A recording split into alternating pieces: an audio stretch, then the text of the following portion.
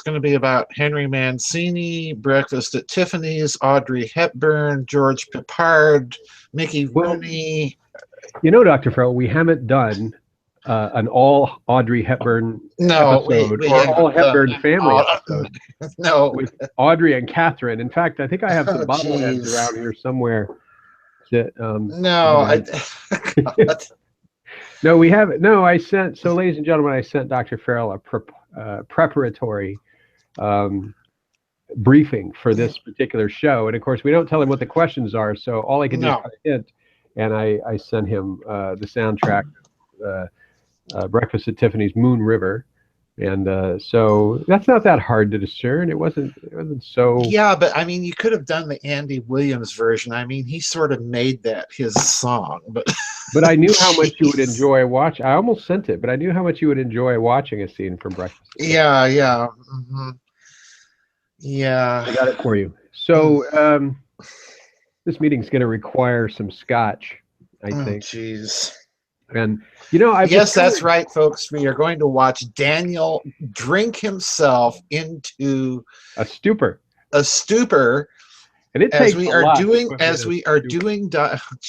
look at this! 5 fingers of scotch. No, it's 2 fingers. Yeah, right. Okay. That's only. It's a low-cal alternative to beer. Did you know that 2 fingers of scotch has about 91 calories? It's not less than an organic soda. So, kombucha probably has more calories than this stuff. A glass of milk. So, but I gotta have this stuff, Dr. Farrell. And so just out of curiosity, what kind of scotch are you drinking? Let's see this. I'm glad you asked. Let's see this. Lagavulin 16. Lagavulin 16. Oh, that's not too bad then. All right. It's a fantastic. It's a peaty scotch, very smoky. Yeah. Okay. Yes, I love that scotch. My barber now. I'm very loyal to my barber because my barber now stocks Lagavulin, and when I come in, I always have a couple of fingers while I'm waiting for my cut, and I really don't mind. And I even don't mind if it's crooked; it's fine. But no, it's a great scotch. For those that haven't tried it, I recommend it. It's very smoky. If you don't like smoke, you probably won't like it though. What about you, Dr. Farrell? What is your beverage of pleasure?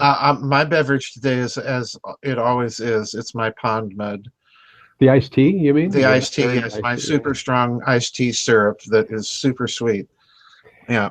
Dr. Farrell, in England, they call this tea. Yes. Yeah. Jeez. Yes. That's why they call it high tea, Daniel. That's right. Yes, I was at the barber shop at 11 the other day, and they're like, you're starting early, and I'm like, no, it's tea time. And, because I had a little glass teacup with the 2 fingers, That's what they have there. That or shot glasses, and the shot glasses don't have enough. They don't. Jeez. Yeah. No, but scotch is good for you. It cleans out the innards, and you never know what's in the water system, Dr. Farrell. Yeah. Okay. Legionnaires' disease, and there could be anything in there. Yeah. It's just a medieval. I mean, if you want to clean out your innards, drink turpentine. I mean, well, that works, but it gets you a little too clean. I don't want to know anymore. I don't want to know anymore. I don't want to know anymore. Are you a wheatgrass? If you drank turpentine, I don't want to know anymore. I don't want to know about your innards, Daniel. I don't think anybody else wants to know about your innards. Well, we'll just have to take that offline and see in the chat. We'll save it for the chat. No, jeez. So, Dr. Farrell. I'm here to ask you about. I nearly sent you a Pink Floyd song. Okay. And does that give you a hint to where we're going? Not a clue. My favorite album by Pink Floyd, The Dark Side of the Moon. I nearly sent you that because I want to ask you today about the moon. And specifically, I have a few questions, but specifically the far side of the moon is what interests me today. And I've got a few other topics, but this is one of them. So, as everybody knows, the far side of the moon is not really dark. It's not the dark side of the moon. It's just that's the same amount of light as our side of the moon. It's just 2 weeks of light, 2 weeks of dark. It's just tidally locked so that we don't really see that side. Right. which makes you think about a number of things.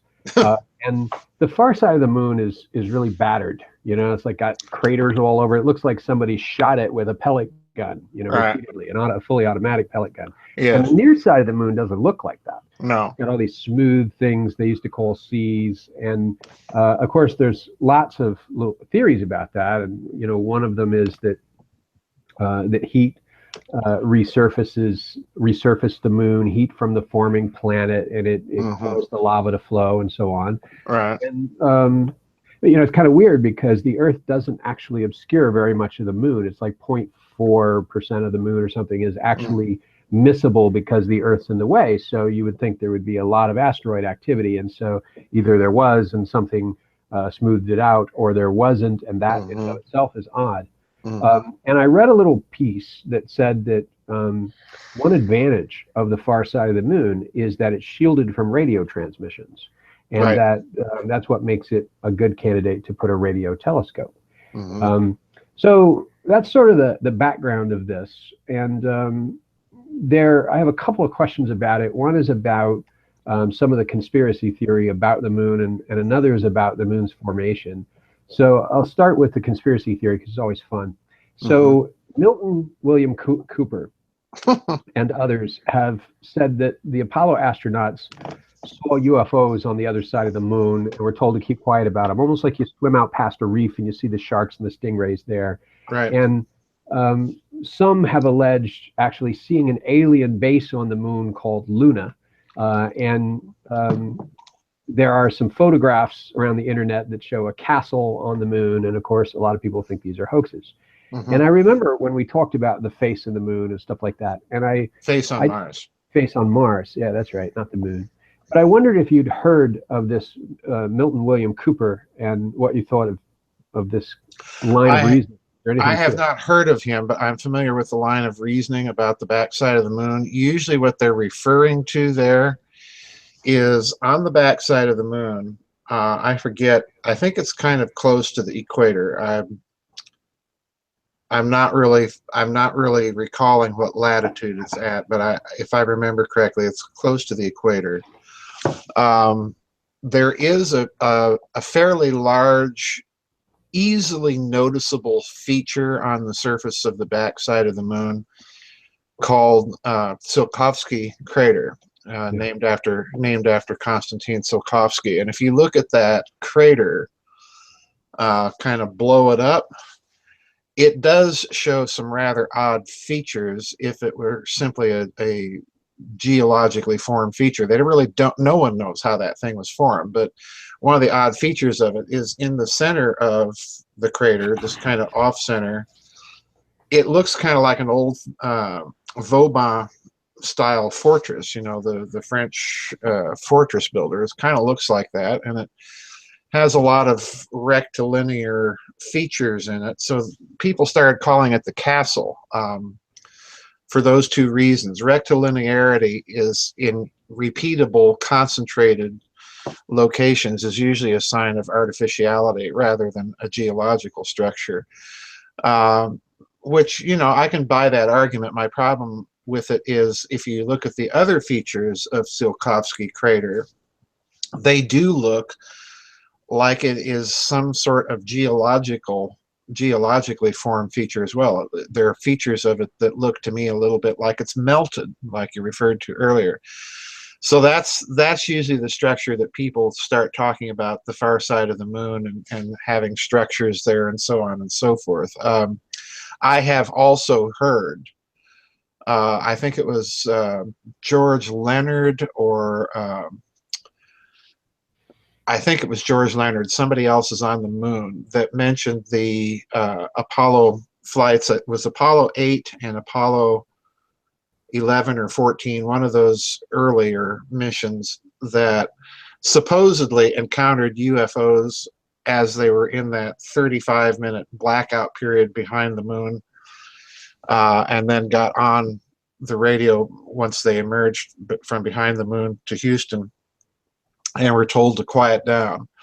That story, I've looked into that, and quite frankly, I've not seen a lot of evidence for that other than transcripts, and the problem with the transcripts is I'm not seeing them on NASA. The only transcripts where there is possibly a case to be made for UFOs or during the Apollo 13 thing. There are a few statements that the astronauts make during that episode that kind of leave you scratching your head. But I'm familiar with the stories, basically. That's the bottom line.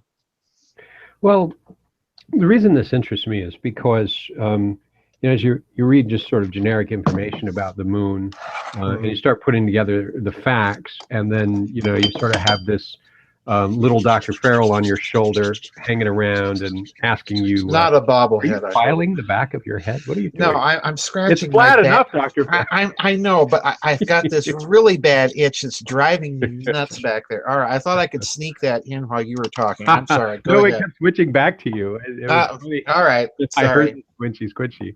I think we I think we saw the backside of the moon in more ways than one. Oh, jeez. But, well, so it's okay, Dr. Farrell. We're all a little bit vulgar. So thank you. It's not high tea at Giza Death Star, I'll tell you. So it's late in the afternoon and we're still at it. So a lot of these facts, they come together, and then you have sort of like your little Dr. Farrell on your shoulder, like whispering, like, well, that kind of correlates with something else I said. So a couple of more facts. The prevalent theory about the formation of the moon now is the giant impact hypothesis. So, originally there was a version of this giant impact hypothesis that said that there is this body called Theia, and it and the proto-Earth collided, and the moon broke off of Theia, and I guess the rest of Theia was annihilated or went careening out to space or whatever. And but there's a problem with that, which is that they tested titanium isotopes on the moon and on the Earth, and they're identical, and there's less than a 1% chance that they match any other body in the solar system or anything like that. So this suggests that the moon did not break off of Theia, but whatever that may be, but broke off of Earth. Right. And so that got me thinking, that and a number of things, the timing of the moon, how it spins, and it's always essentially waxing and waning and controlling the tides. Right. And I got to thinking, well, these are going to sound far-fetched, Dr. Farrell, but if in fact that it's the far side of the moon is shielded from radio transmissions, couldn't the moon be a mechanism for shielding radio transmissions from reaching Earth that might have once done so, or shield transmissions from coming off the Earth that might have once done so? And in addition to radio signals, obviously it's acting sort of as a shield for asteroids and meteors. So that made me wonder about, is it possible that the moon is not only shielding the Earth from inbound missiles, if you will, but might be shielding something else from outbound missiles, given your Giza hypothesis? Sure, absolutely. Absolutely it could. If you look at, let's compare Earth to Mars, for example.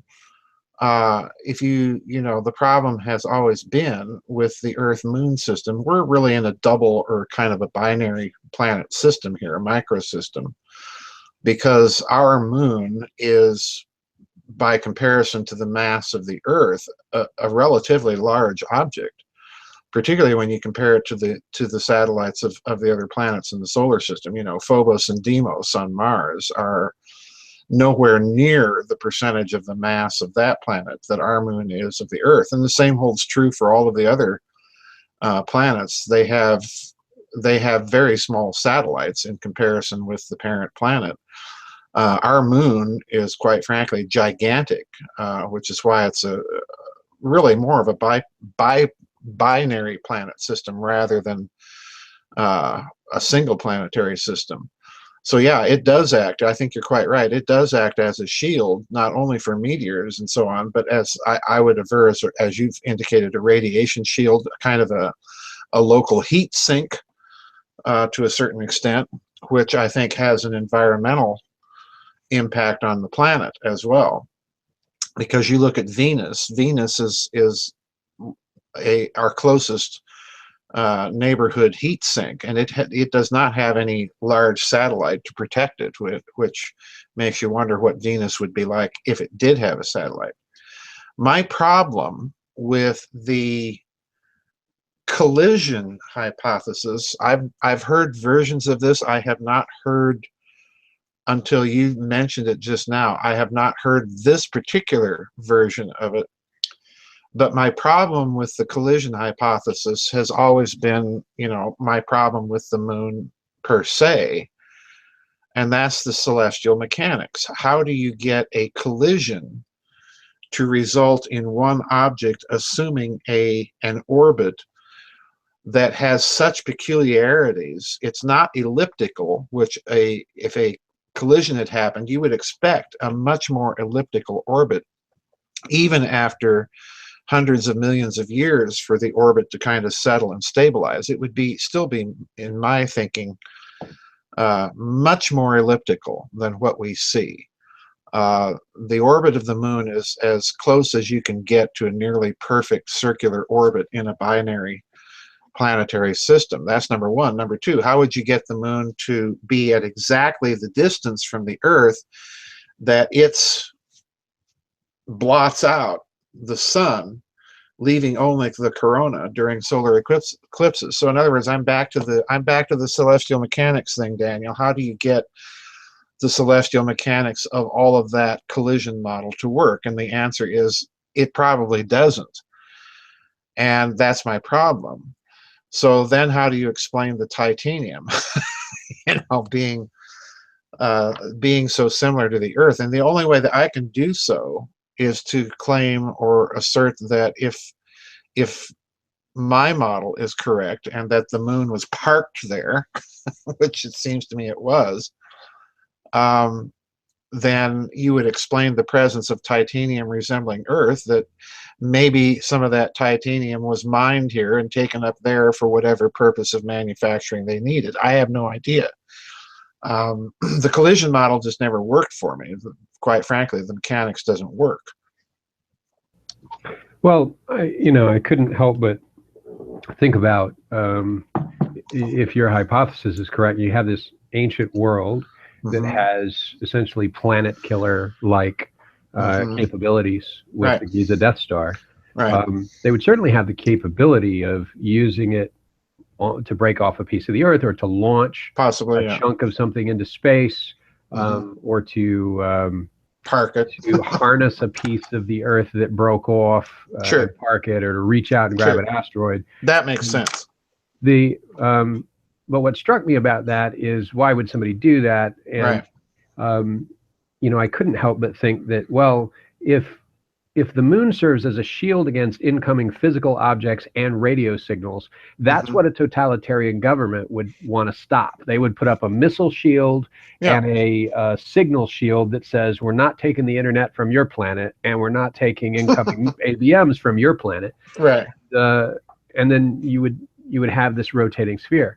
And it would keep no more listening to the goddess Athena at night. Yes, but it would be in the right place at the right time, based on its trajectory. It would, rotate at it would make it difficult. It's sort of like if you were trying to hit me and I waved a hammer in front of me really fast. Well, there's always a chance you're going to get through, but the chance is really high you're going to bust your knuckles on this hammer. On the hammer, really regret it, right? Right. So, and that made me wonder, well, we've had all this talk ever since, the last 10 years of the asteroid is coming talk.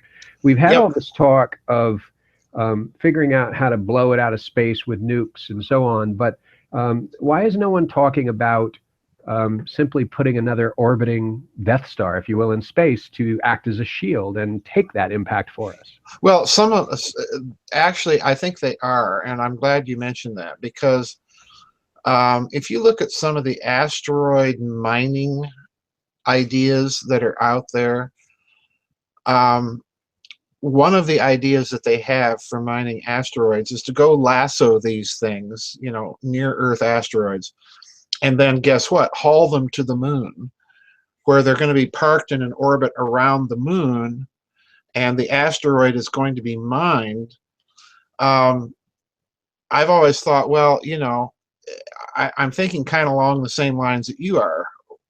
What they're really saying is that the moon's a local gravitational well that's circling the Earth that could possibly be used to scoop some of those near Earth asteroid objects up and kind of tow them along. So I think they've kind of hinted at it in a very oblique way, not quite as directly as you're suggesting, but then that leads to the idea, well, why not just create another mass out there and park it in orbit around the Earth as another kind of gravity sink to catch these objects before they hit Earth? That would work, and I suspect, quite frankly, Daniel, that that's something else behind their asteroid mining thing. At least those models where they want to go out, grab the asteroid, and tow it to this system to mine it. You could do that and park these things in orbits around the Earth and create effectively an actual physical shield. I suspect that that's actually part of their thinking. And if you get right down to it, the Russian astronomer, I forget what his name is, I mentioned him in Covert Wars and Clash of Civilizations. Sagan translated his work into English. I wish I could remember his name, but this Russian astronomer actually proposed a similar idea of what you're proposing, that Phobos and Deimos, the moons of Mars, were actually parked in their orbit by somebody. For what reason, we don't know, but one reason would be to act as kind of a little shield, very practical, inexpensive, easy to do sort of shield if you've got that kind of technology. And we're talking about it. So yeah, it makes sense to me. I've suspected there's been a military purpose all along behind this asteroid capture and drag it here and mine it proposal than meets the eye, and that's certainly one thing that it could be for. The moon also has a number, you mentioned one of them, but a number of interesting features. One is its enormous size. Yes. It's the largest moon that we really have in our solar system, I think, or roughly thereabout. Yeah. And the temperature distribution is incredible because on the peaks of the moon, there are places bathed in sunlight all year long, and they're incredibly hot. Yep. And there are craters in which, because of the depth and the darkness of the crater, it gets down to something like minus 232 degrees Celsius or some crazy thing. It's extreme cold. So the range of temperature extremes is very high, and then the atmosphere is nearly vacuum. Right. And, so it's almost like a laboratory of oddity and anomaly in the universe. And so, the problem is it gets a little crazy when we start talking about somebody constructing the moon, or launching the moon, etc. But you've got all these ancient myths where the moon is supposedly hollow, which is a suggestion that the moon could be a vessel of some kind or a vehicle or have been launched. Right. You've got the notion that the moon has something to do with fertility, which has to do with potentially, seasonal and magnetic forces coming off the moon, which obviously it controls our tides. So there's some association there. But I guess what I'm trying to get at is it seems like there's an ancient dialogue about the moon that nobody's having anymore. And and that some of the unique features of the moon would seem to be suggestive of that very dialogue. Yes, I would absolutely agree with you there. In fact, I think that's an excellent point that I have not heard anybody make in quite that way. What has always frustrated me, Daniel, about modern science is its simple refusal to look at what I would aver are relevant or co-relevant data sets, namely texts. I think a large part of that is because of the whole Velikovsky affair, because Velikovsky was attempting to do that.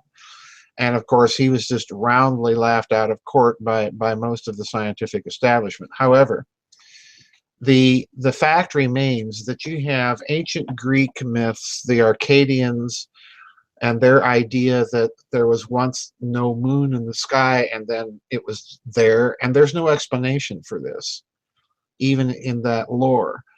You've got in the Hindu texts, I think it's in the Ramayana, where there's this reference.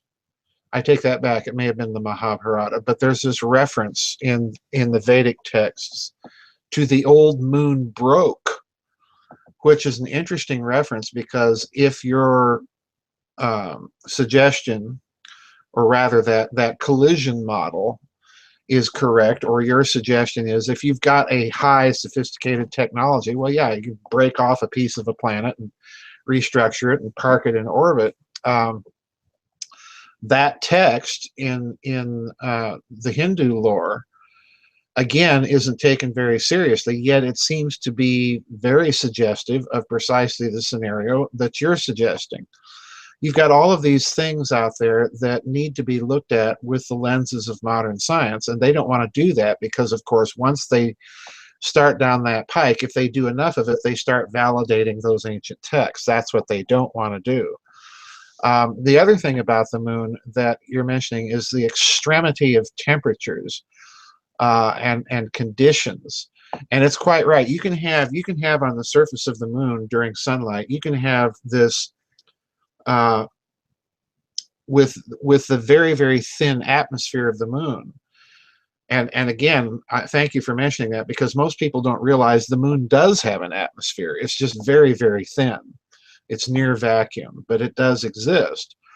The temperatures on the surface of the moon are extraordinarily high. The craters, if they're deep enough, are so cold that oftentimes you can find in the bottom of those craters, you can find ice, frozen water. And that's largely what most of the thin atmosphere of the moon is water vapor that's either been outgassed from somewhere inside the moon or what have you. You've got these extremities of conditions there that in the lore, the fertility rites that are tied with the moon wax and wane with the phases of the moon. In other words, with the temporal temperature conditions on the surface of the moon that's facing us. So you've got all of this stuff, and I think it needs to be looked at. I've always thought this way. You know that I've thought this way for a very long time, that these ancient texts simply can't be dismissed simply because they sound fantastical to us. Modern science is providing us the keys to look at these texts and look at them with fresh eyes and assume that maybe they're talking reality with the best language that they know. And this is certainly, in my opinion, Daniel, this is certainly the case with the moon. This object it's too mysterious from the standpoint of the physical mechanics of the object involved to be, in my opinion, explained or explained away by any purely natural cause, number one. Number two, the texts themselves indicate there's something weird about the moon. It was either there, not there one moment and there the next, or in the Hindu tradition, it broke, whatever that means. There's too much mysterious stuff going on for me to be satisfied with any purely conventional scientific model of it. That's the problem. Well, I can't help but, as we think about these ancient texts and how ancient societies viewed the moon, you've got, there it is, The I'm backside sorry. of the. It's my bad. I'll mute my mic here. That's We like hearing it, Dr. Farrell. Come on. Skin flakes flying like moon asteroids. Anyway, we he would reach through the phone, the video, and get me if he could. He would lift me by the throat. yes, I You would. know, Mm, the moon is causing a tide here. It's disappearing slowly. I don't know, but I can't help but think as we talk about these ancient societies and how they viewed the moon, that there's an interesting sort of meta consistency. So one is, yes. if you look at what ancient societies are saying, first they are saying that it affects women's menstrual cycles, Right. and then the reproductive act itself within nature. Right. And of course, it affects the tides. We know that, but the moon has a lot of astrological significance for human affairs with a magical worldview. You know, Right. and but then you have lots and lots of evidence of lunar calendars and lunar timekeeping devices Right. all over the world. And Hmm. what you see is from stem to stern, nearly every society um, coordinated and, if you will, if you permit, united, synchronized around the moon. And I can't help wonder Yes. if this all is predicated on the notion that the moon might be artificial, which we've talked about before. Right. To park it there, it has to be artificial and so on, or it has to be, at least, it may not be artificial, but certainly artificially manipulated. Right. But a society that would have the capacity to park the moon there for whatever reason, a shield, or to cut off our society from an extraterrestrial society to block communications and attacks, Hmm. or to interfere with attacks from Earth, um, could also use it to synchronize a variety of cultures that would be otherwise primitive.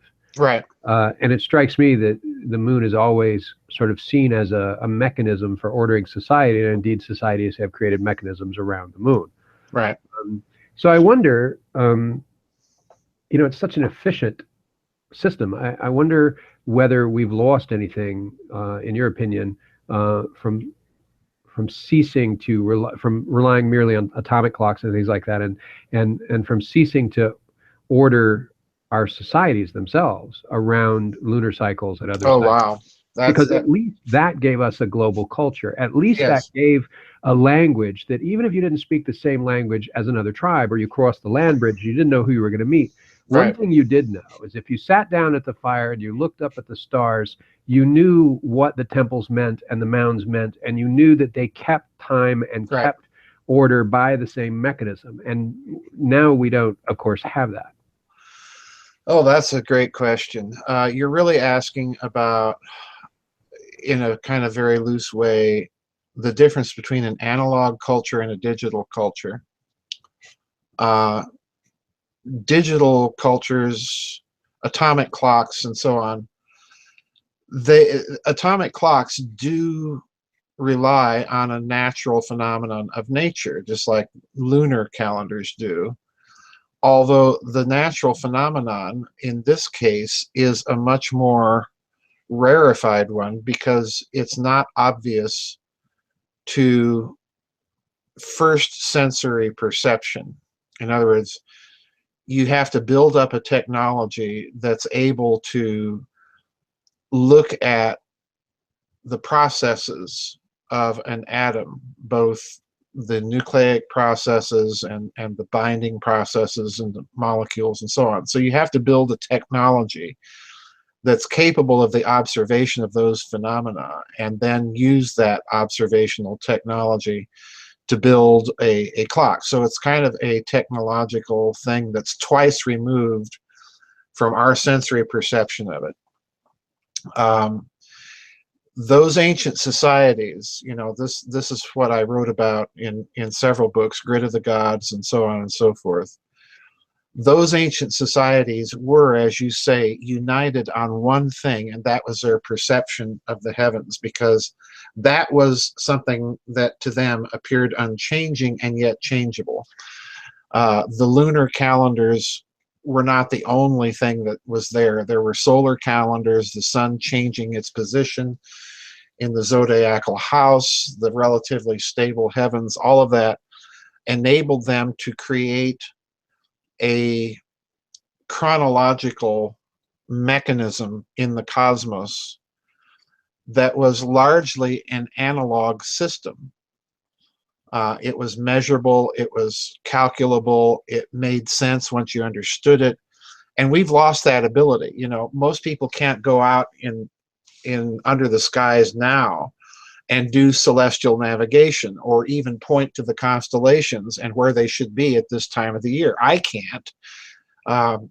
I've got my favorite constellation, Orion, which I know is going to be over there, you know, at this time of year.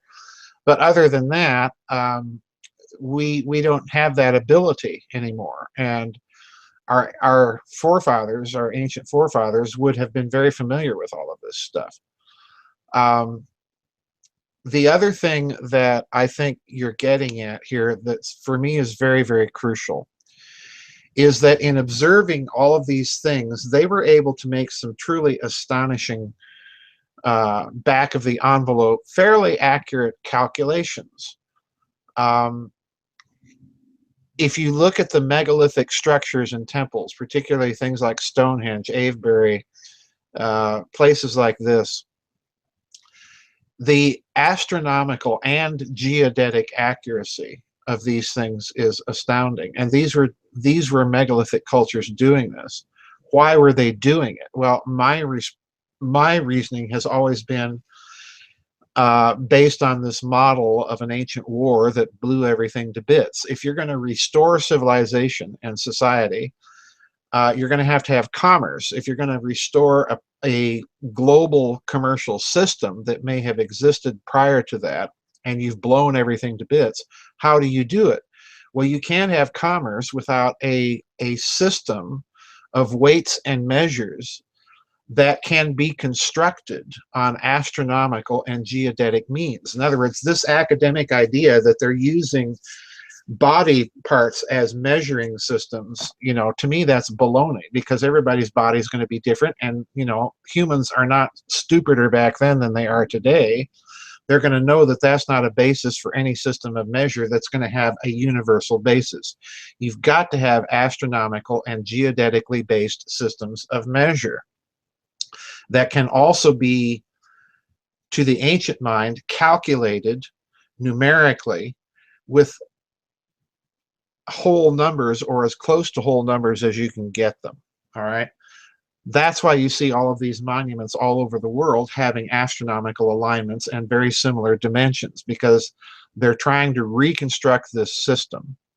So yeah, I think we need to get back to analog approaches to things, particularly in our thinking. And I know, you know, that's probably bad news to the information tech people out there. I know you are one, but I know that you have an appreciation for analog as well.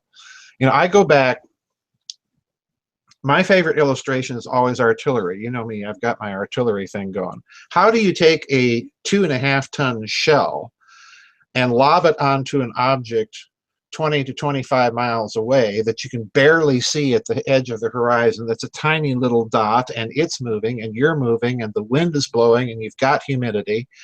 How do you take and lob a 2.5-ton shell from your ship to that ship and actually hit it, which they were doing? Well, they did so with very, very primitive, by our standards, computers that, if you look at these things, were analog engineering marvels that boggle the imagination. These were not digital at all. And yet they could calculate multi-body equations and factor in weather conditions and everything to put down ordnance on a moving target that, you know, is 20 to 25 miles away. These were engineering marvels. I doubt we'd be able to do it today because we've become so digitized. I think you're dealing with a profoundly analog culture, Daniel, because you're dealing with a profoundly analogical culture. That's the way they thought, and they applied it in everything they did, including their technology. Hope that makes some sort of sense. Well, it does. And I can't help but think that we're sort of onto something when we talk about essentially an astronomical metaculture. Yes, That, it is. you had a global culture based on an agreed astrological and astronomical Right. concept of the universe, of the Yeah, cosmos. Sir Norman Lockyer actually wrote, the famous astronomer, actually wrote a very interesting book about precisely what you're talking about, the astrotheology that underlies a lot of these, supposedly different cultures, but yet they've got the same astrotheology. So I think you're absolutely correct. So I'm going to take us down the wild and woolly path now, Oh dear. because yes, I Is I've this been, where the scotch begins to kick in? Just let me this know. is when you need the scotch. If Ah, ladies and okay. gentlemen, if you haven't poured yourself one, now would be a good time. And Cover for your. those of us who don't drink, oh jeez. I'm sorry. Well, What was that? That was sounded like a foreign language. I don't understand oh what jeez. you said, but Downs the finger. Oh sure it was boy. profound. Mhm. So the moon leads us in a couple of to a couple of interesting places in pop lore, if you will. We're Yes. talking about ancient astrological conceptions of things, and on the scientific side, ancient astronomical conceptions of things. And you can't help but notice that, in some sense, they are in agreement. Mm. The astronomers say that the ancient astronomers say that the moon has an impact on the Earth, daily life, Right. the seasons, and so do the astrologers. They're in Right. agreement up until some period of time, perhaps the Enlightenment. Right.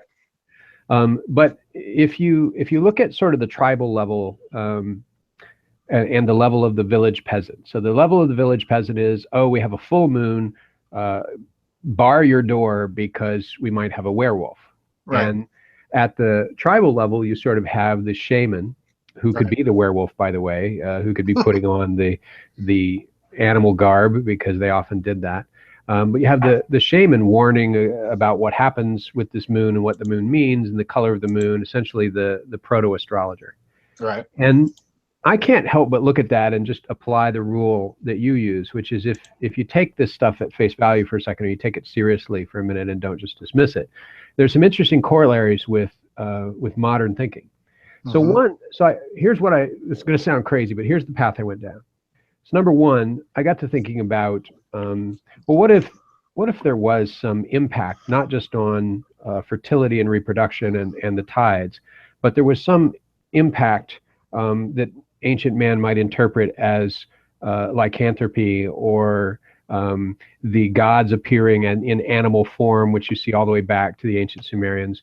Mhm. Um, and I can't help but thinking of a well dismissed theory called quantum evolution, Mhm. where Mhm. evolution skips a bunch of steps, Mhm. and you go from bird to ape in a shorter period. And that's a gross exaggeration, but you make a giant leap and you skip some of the steps. Right.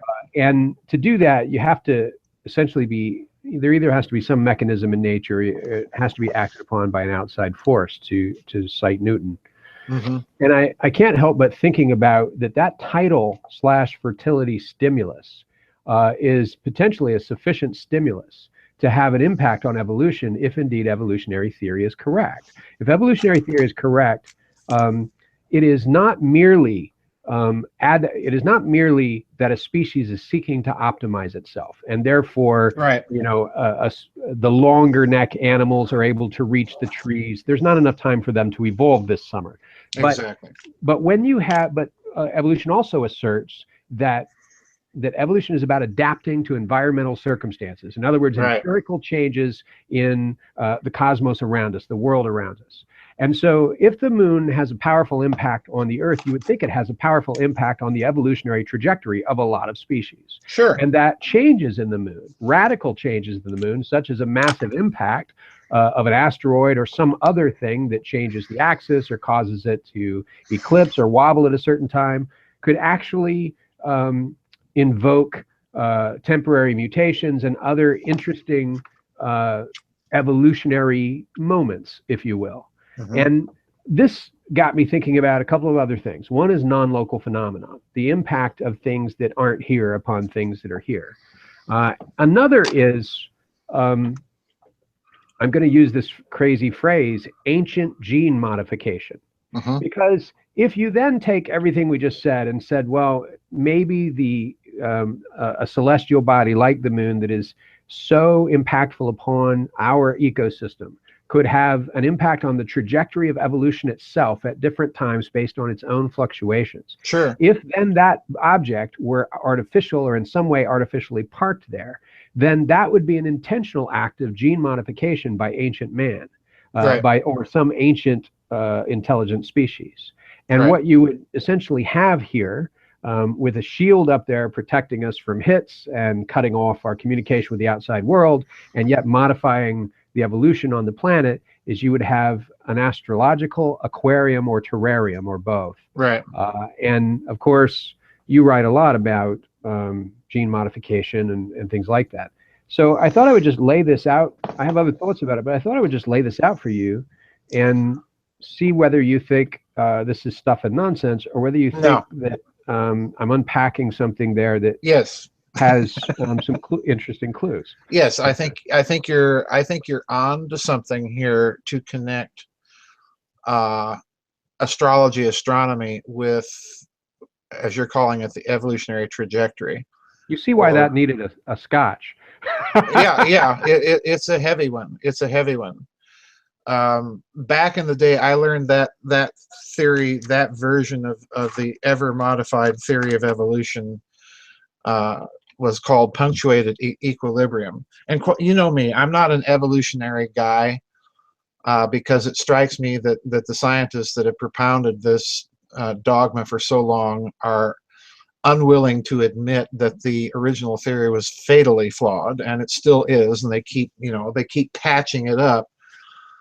What you're doing is a very different approach.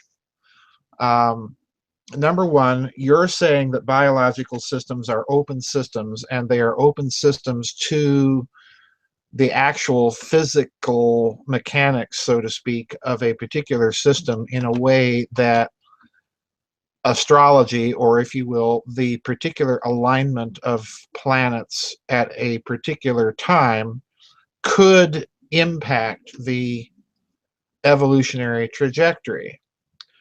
I think that's true, because again, what you're saying is that certain things only arise or can arise at certain times, or with a certain template of the arrangement of the physical system in the medium. I think that's true. You get that feeling from reading Genesis chapter 1. There's a certain thing that has to happen before a certain other thing can happen. So you've got this very definite idea of a chronological pattern at work that I think, following your suggestion, is emerging from this template of the arrangement of celestial space. Now, that, believe it or not, I think is the macro implication of what Lieutenant Colonel Tom Bearden has been writing about for so long a period, all the way back to the late 70s, when he became interested in the electromagnetic research that was taking place inside the Soviet Union, which he began to call scalar physics. That's where the term scalar physics comes from, folks, is Colonel Bearden. And what Bearden was saying, and you can find this in my books, is if you take any zero-summed vector system, a physicist who is not looking at that carefully and using only vector algebra to understand the system is going to tell you that nothing is happening there, because there's no translation vector. There's no movement from point A to point B. But what Bearden is saying is a zero-summed vector system means that there is a stress at that particular point of all vectors that are summing to zero. So there's something happening there, even though it's not being a movement from point A to point B. And you can have a different structure of systems summing to zero at each and every point. And it's the structure itself that becomes the template, a local structured potential in the physical medium at that point. Okay, and I don't know if people are following here, but what he's saying is if you can read the electromagnetic signature of that infolded structure, you can literally create that field somewhere else and then create the physical result from that field at that location. Follow me? So now scale it up to a huge scale where you're not dealing with tiny systems of cells and so on, but whole organisms. That's exactly what I think you have here with ancient astrology. You've got a kind of, if I can put it this way, you've got a kind of macro scalar physics, and they had enough sophistication to know how to be able to manipulate that. And as a result, you could create a certain physical signature or wait for a certain physical signature to occur to be able to make a prediction as to what might happen as system-wide as the result of that template. So in other words, I've always said that astrology is, in my opinion, just like the ancient texts say it is, it's a decayed science, because the texts say that these astrological predictions were taken on the basis of observations over several thousands of years. And that's really, that's really saying quite a lot that modern science doesn't want to address. So is there a relationship to evolution? Absolutely. I think you are 150% right on target here. Absolutely. Well, since we brought up werewolves, and and I think I'll play off of that cryptozoological interest and ask you about something that you brought up that's unrelated to the moon, perhaps, except that it does, like many things that go bump in the night, happen at night, and or in your case, go at night. But that is, you wrote recently about two things. One is parabiosis, right, and the other is brain death. Right. And, of course, you read something like the Daily Mail, and the headline is going to be sensational, and you read the article, like, well, okay, that's not what they're saying, but okay, you got me to read the article. And so the article, the headline will say something like, I don't know, death is no more, or they're bringing people back from the dead. And the article itself is talking about that brain death may be recoverable, and how can we bring people back from brain death? But it occurred to me that, constantly, I know somebody who, I can't give any details, but I'll say they went to sleep and they woke back up, and the prognosis was grim, and but they came out of it, and we don't know if they've got lasting damage or whatever, but they came out of it. They're awake. So, and I know a couple people like that too. Yeah, nobody knows what caused it. It's kind of weird when the doctors are like, well, we don't know. It's like Kool-Aid. I don't know what did it. Too much MSG, but we don't know what caused it. And the thing is that this has to be happening in ancient times as well. It has to be happening on a natural scale. It's a little bit different than just peanut allergies or something like that, which are severe and are real, but they're definitely in a way, an evolution of our modern lifestyle, perhaps. But in this case, I can't help but think of vampires, because, what's the legend of the vampire? Something that comes back from the dead and has a thirst for blood. And, I can't imagine waking up from brain death, but if I did, I might be thirsty for, just a little bit of blood sandwich, blood sausage, something. And I got to thinking about Peter Thiel, I think Peter's his first name, Thiel's parabiosis, and it made me wonder if there could be something there to bloodsuckers, to vampires, if there could be something there in ancient times, because every society is rife with some version of it. And I thought, well, but the problem with it is that vampires weren't people that were alive and basically just had a thirst for blood for the most part. They were people that are rumored, I don't know how much of this is Bram Stoker, but they're rumored to be dead. Yes. Uh, and then, I read your article about brain death, and I thought, what if somebody comes back from brain death, and in order to restore themselves, to full youth, they have a hunger for some parabiosis, so on the street. Right. So my question to you is, do you think that there's these kooky legends about werewolves and vampires? I'm being hesitant because it's weird to ask you this, but do you think that there's any truth to it? Sure. Yeah. I increasingly, Daniel, I get the impression, having spent a lot of my life looking at weird legends and texts, um, I increasingly get the idea that you cannot discount anything, because at some point science is going to make it possible, which raises for me the question of whether or not we might be looking at a very subtle or perhaps even insidious kind of programming with these texts. In other words, to plant the idea in the mind of humans that, hey, if you perfect certain techniques or technologies, you too can do this. It's the way it looks to me. Um, in the preface of, let me get it off the shelf, because it raises something that I said in Grid of the Gods.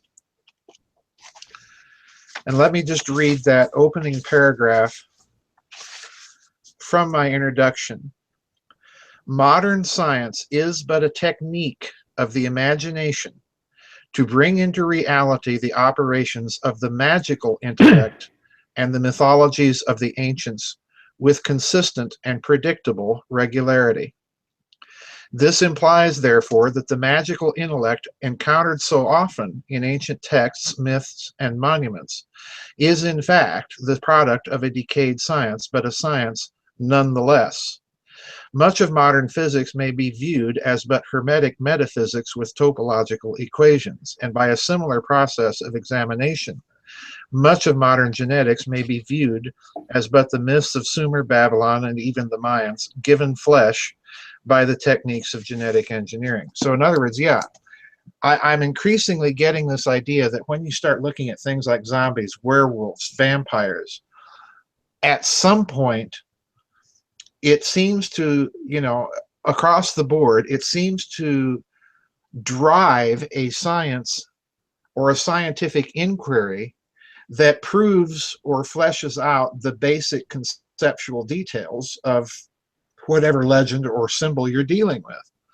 So I have to wonder, pardon me, I have to wonder if we're not looking at a kind of deeply embedded program, and I've said that in my books as well. If you're a civilization facing complete collapse, what do you do to preserve and pass along your knowledge? You have to encode it in a form that is going to preserve the signal to the decay of noise over time in such a way that when we reach a similar pitch of development, it's going to be able to look back on these things and say, yeah, that's what they were really talking about. Now it all makes sense. I think this is increasingly happening, Daniel. So I don't discount parabiosis, vampires, anything like that at all anymore. I can't. I've seen too much. I've seen too much. So, yeah, that reminds me of one of my favorite films is called Unbreakable by M. Night Shyamalan.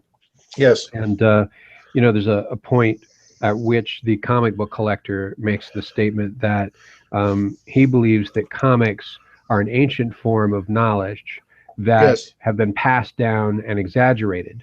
And so when we flesh out a superhero and he's this, got these special powers or he's huge or whatever, that's an exaggeration of something that, lurks, if you will, in the collective unconscious. Right. And you're kind of talking about that from a Jungian standpoint. And Yes. we certainly do see on the one hand, I also quickly I just sort of jotted down, well, what other monsters are there, and I thought Frankenstein, homunculi, and stitching Yes, giraffes together, same thing. yes, And I make these little quick notes, and I'm like, I don't know how to ask Dr. Farrell about this, but if already we've got sort of prima facie evidence for a variety of these different ancient cryptozoological realities, right, especially when um, you start not conflating, but you start suggesting that you don't look at biology in a vacuum, but you look at biology in conjunction with the forces of physics, right, right. as you were talking about. So even zombies. Well, I Uh, think I think but evolutionists have gotten onto this because you find more and more of them exhibiting curiosity about systems physics in their thinking. right, So the old Darwinian 19th century right, evolutionary naturalist. model, it's so far gone now.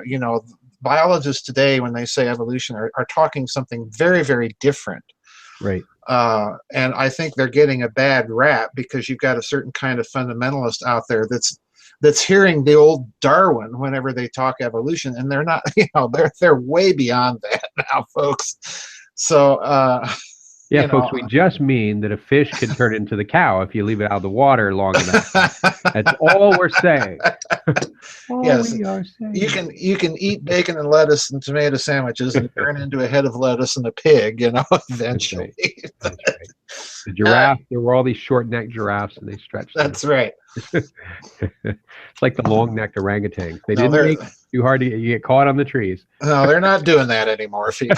It's just anyway. I'm sorry, I didn't mean to interrupt you. No, it's okay. Well, um, where was I going? I was going somewhere. Monsters, Oh, so with Unbreakable.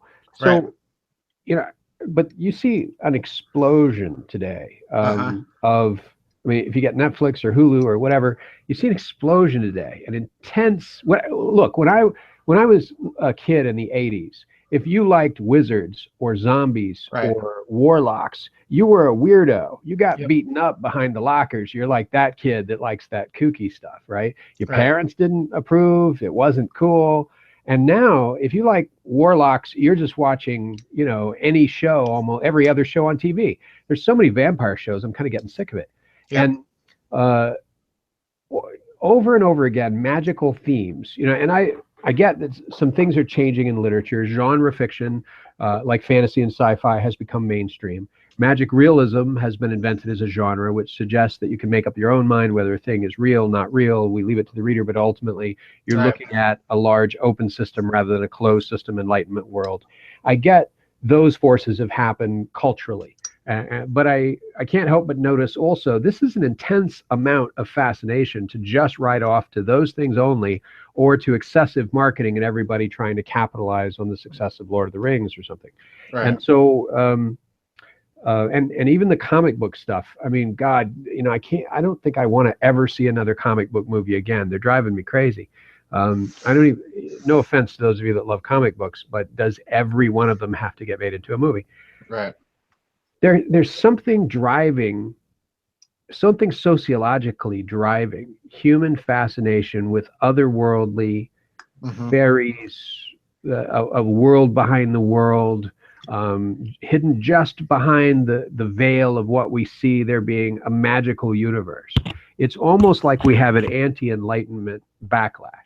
And I, I'll finish with this. I can't help but wonder if this is an attempt to get back to something that people instinctively feel that they lost and Hmm. associate with the growth of modern industrial society and technology, and so that we're being driven back into the arms of leprechauns in the forest, etc. And that there's something there. It's just intensely exaggerated. What do you think it is? Well, I don't really believe in magic. And Yeah. that I guess I just got crossed off the list of everybody whose kid is dressed up as the little princess. But I don't really believe in magic in a Disney sense, and I don't even believe that magic, if it existed, would be safe. Um, I think I believe in world I can see. I just don't think I can see everything. If that makes sense. I believe that Yeah, I'm really here, and this table is really here in front of me, and I like Aristotle's laws of logic. That makes sense to me. But um, I can't help but remember the statement in the Old Testament. Have you? I'm going to paraphrase it badly, but have you plumbed the depths of Leviathan? right, And right. there's more in the world, Horatio, than there is in all of There, your philosophy, right. more in the universe. So I think there's a lot there, and it's just undiscovered. So I take kind of a Star Trek approach to it. Yeah, It's I'm the same way. I think the magic is actually, again, a decayed science. I keep telling people, if you understand in a very deep way analogical thinking and thought, which I think is actually kind of a topology. Um, you don't need the magic books anymore. You don't need the grimoires because you've got the conceptual skeleton that they're based on. But Uh, that gives me two reasons for concern. So one is that you end up with wizards and warlocks who are philosophical wizards and warlocks, on Wall Street using it to game right. the system and Yes, get and ahead. they are. Who don't need to sacrifice a chicken anymore? They just need an Right. algorithm. And Right. then because what is an algorithm but an elegant statement of how the universe works, Right. and itself an analogy, um, an analogical a metaphor. But the other thing is you can't. I don't. It's hard to believe you can account for a time where magic just suddenly got lost and we all forgot how to do it. And magical Mhm. creatures disappeared in the woods, and suddenly, I just don't believe the Enlightenment just took us from A to B that quickly. Yeah, It was a I very agree with short you. period of time in human history. Yeah, So that's either it's true that you have ancient societies go back way farther than what we're acknowledging, and that what you end up with by the time we get to our version of the ancient world is right. the leftovers, the scraps. You're suggesting, really, in a kind of way, that the Enlightenment itself, the typical explanation that the Enlightenment did away with all of that Yeah. literally overnight, is kind of magic in and of itself, that just kind of begs really the question of what's going on. And I agree with you. Um, I don't know that I have any different or better explanation than you do. Um, I agree that Wall Street is using algorithms of some sort of a very deep nature to manipulate things. Catherine Fitz and I have discussed this many times, that markets anymore are not human. They don't resemble anything human, and therefore the trading that's going on is utterly divorced from reality. Plus, you've got, as I like to call it, corporate crony capitalism taking place. But and folks, I'm not a socialist. Please don't assume that I am from that remark. But the the thing that's weird to me is looking at what's happening now. I'm like you. Why this sudden explosion of interest in zombies, vampires, wizards, warlocks? And it's mainstream now. What's going on here? I think to a certain extent, it's as you've suggested, a natural human reaction to the loss of mystery and transcendence. The problem is that we have lost, as moderns, the idea that mystery and transcendence can be rational. So in other words, we're looking at irrational mystery, irrational transcendence. And that's never made any sense to me. There's always an element of rationality in the transcendent, in mystery per se. Otherwise, it doesn't really bewitches. The irrational only succeeds in capturing us, the genuinely irrational only succeeds in capturing our imagination for very brief periods in history. But we've seen this one go on for quite some time. So what's the reason? I suspect another part of it, and I'm going to sound like Mad Madam Mim, the conspiracy theorist here for a minute, but I suspect part of it's being deliberately driven. A very small part of it's being deliberately driven. In other words, it's not simply filmmakers and book writers cashing in on the mood of the moment. I think a certain part of it's being driven because they're driving certain moral memes into society that, hey, it's okay to drink the blood of the young, it'll make you healthy, things like this.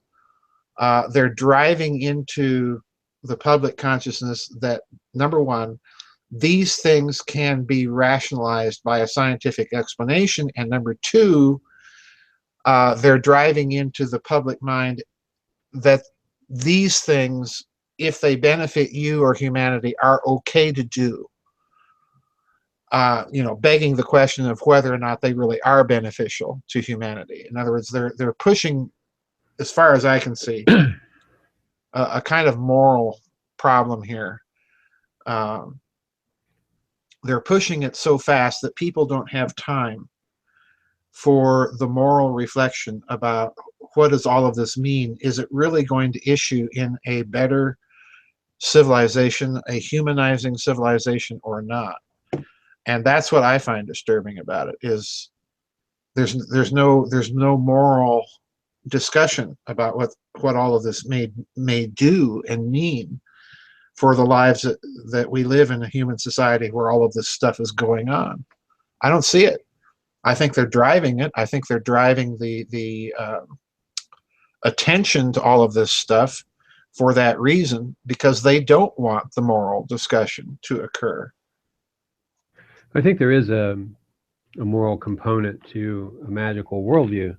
I do too. Animistic societies are known to be generally brutal at times, sporadically.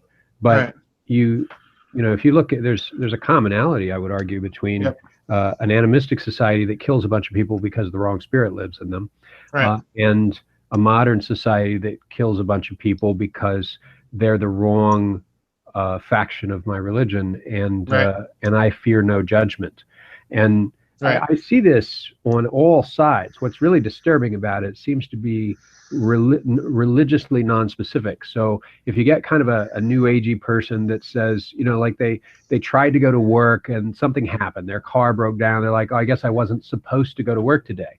As though that's a magical worldview, an animistic worldview, as though there's this thing that's directing your destiny on a daily basis and wants you to do this or wants you to do that. You see the same thing if there was a religious fundamentalist that tried to do this lawsuit, and it was basically a scam, and her idea was, God will protect me, God defends me, I'm one of God's, God wants me to do this. And when her lies came out, it was like, well, God is teaching me humility. And it's like, no, if God's teaching you anything, it's like, don't be a freaking liar and set people up, get some morality. But as long as you have access to some cosmic tidal force, whether the moon or Hecate or whatever, that tells you that I have a special plan for you and I'm gonna direct your life, and that's independent of all other considerations, rational considerations of right or wrong. You can slaughter and maim. That's moral independence. And yet, I was saying that I have a concern with it. The other concern I have with it is that there also seems to be some reality to it, but it does, as you say, seem to be tied to rationality. So you get the person that talks about the law of attraction. I believe that they say this, I believe that if I think on the right thing, it will come to me. And so it gets down to the kooky, just say the word money, money, money over 10 times in the mirror every day and money will fall on you and you'll get rich. That's an extreme form. But, I have a friend that taught me a modified form of it. I wanted to get out of where I was living, and I wanted to live in the city, and I couldn't afford it. And he said to me, "You're thinking about it wrong." He said, "You don't sit and think about, what can I do with the money I have and the life I have, and how can I get there from here? I can't. So what life will I choose now? What will I settle for?" He says, "You decide what you're going to do, and you decide that you're going to do it. Period. And then what happens is." That because you've decided it, opportunities are more noticeable to you that you wouldn't have spotted if you had gone the other way. And he describes it, therefore, as a rational process that It produces is. the same effect as the magical law of attraction.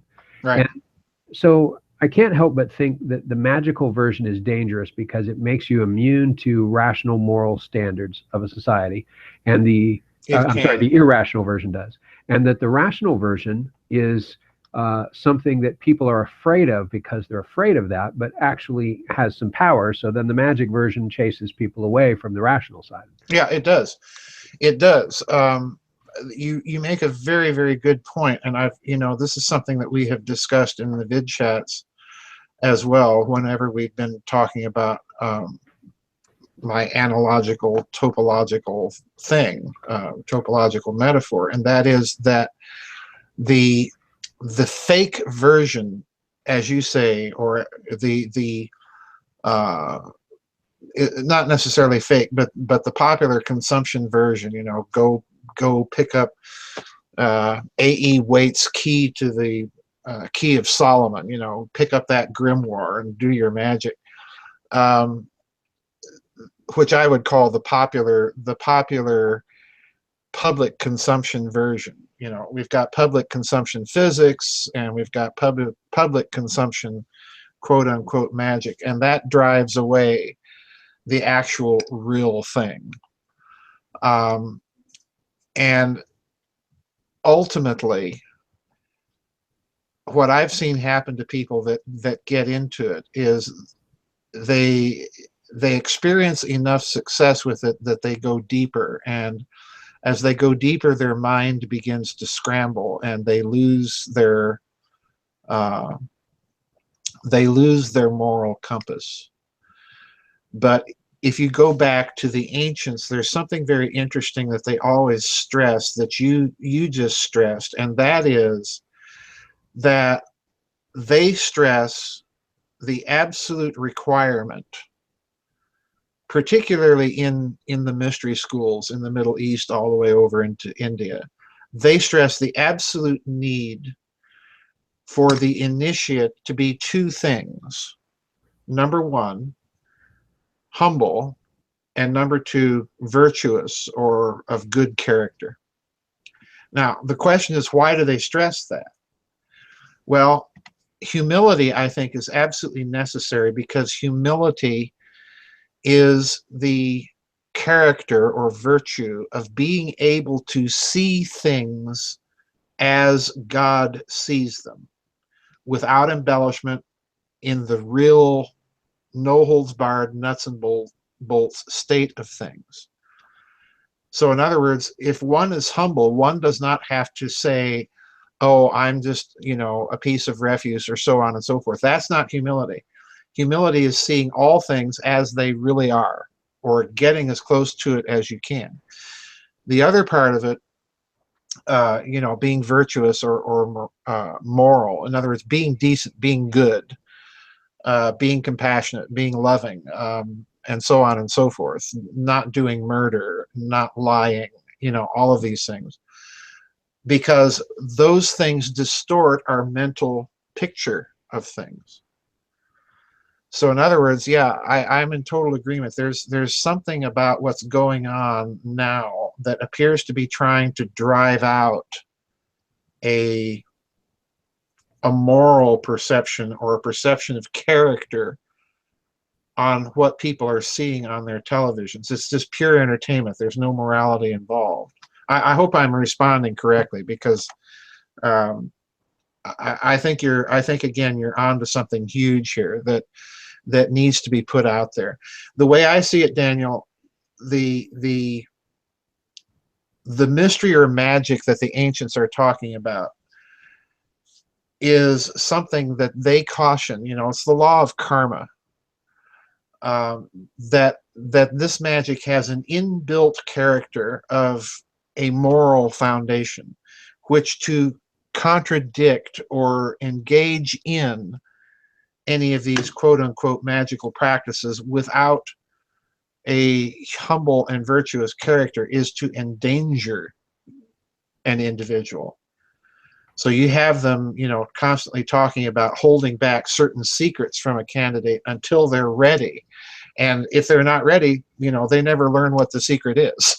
So it's part and parcel of the way they viewed things.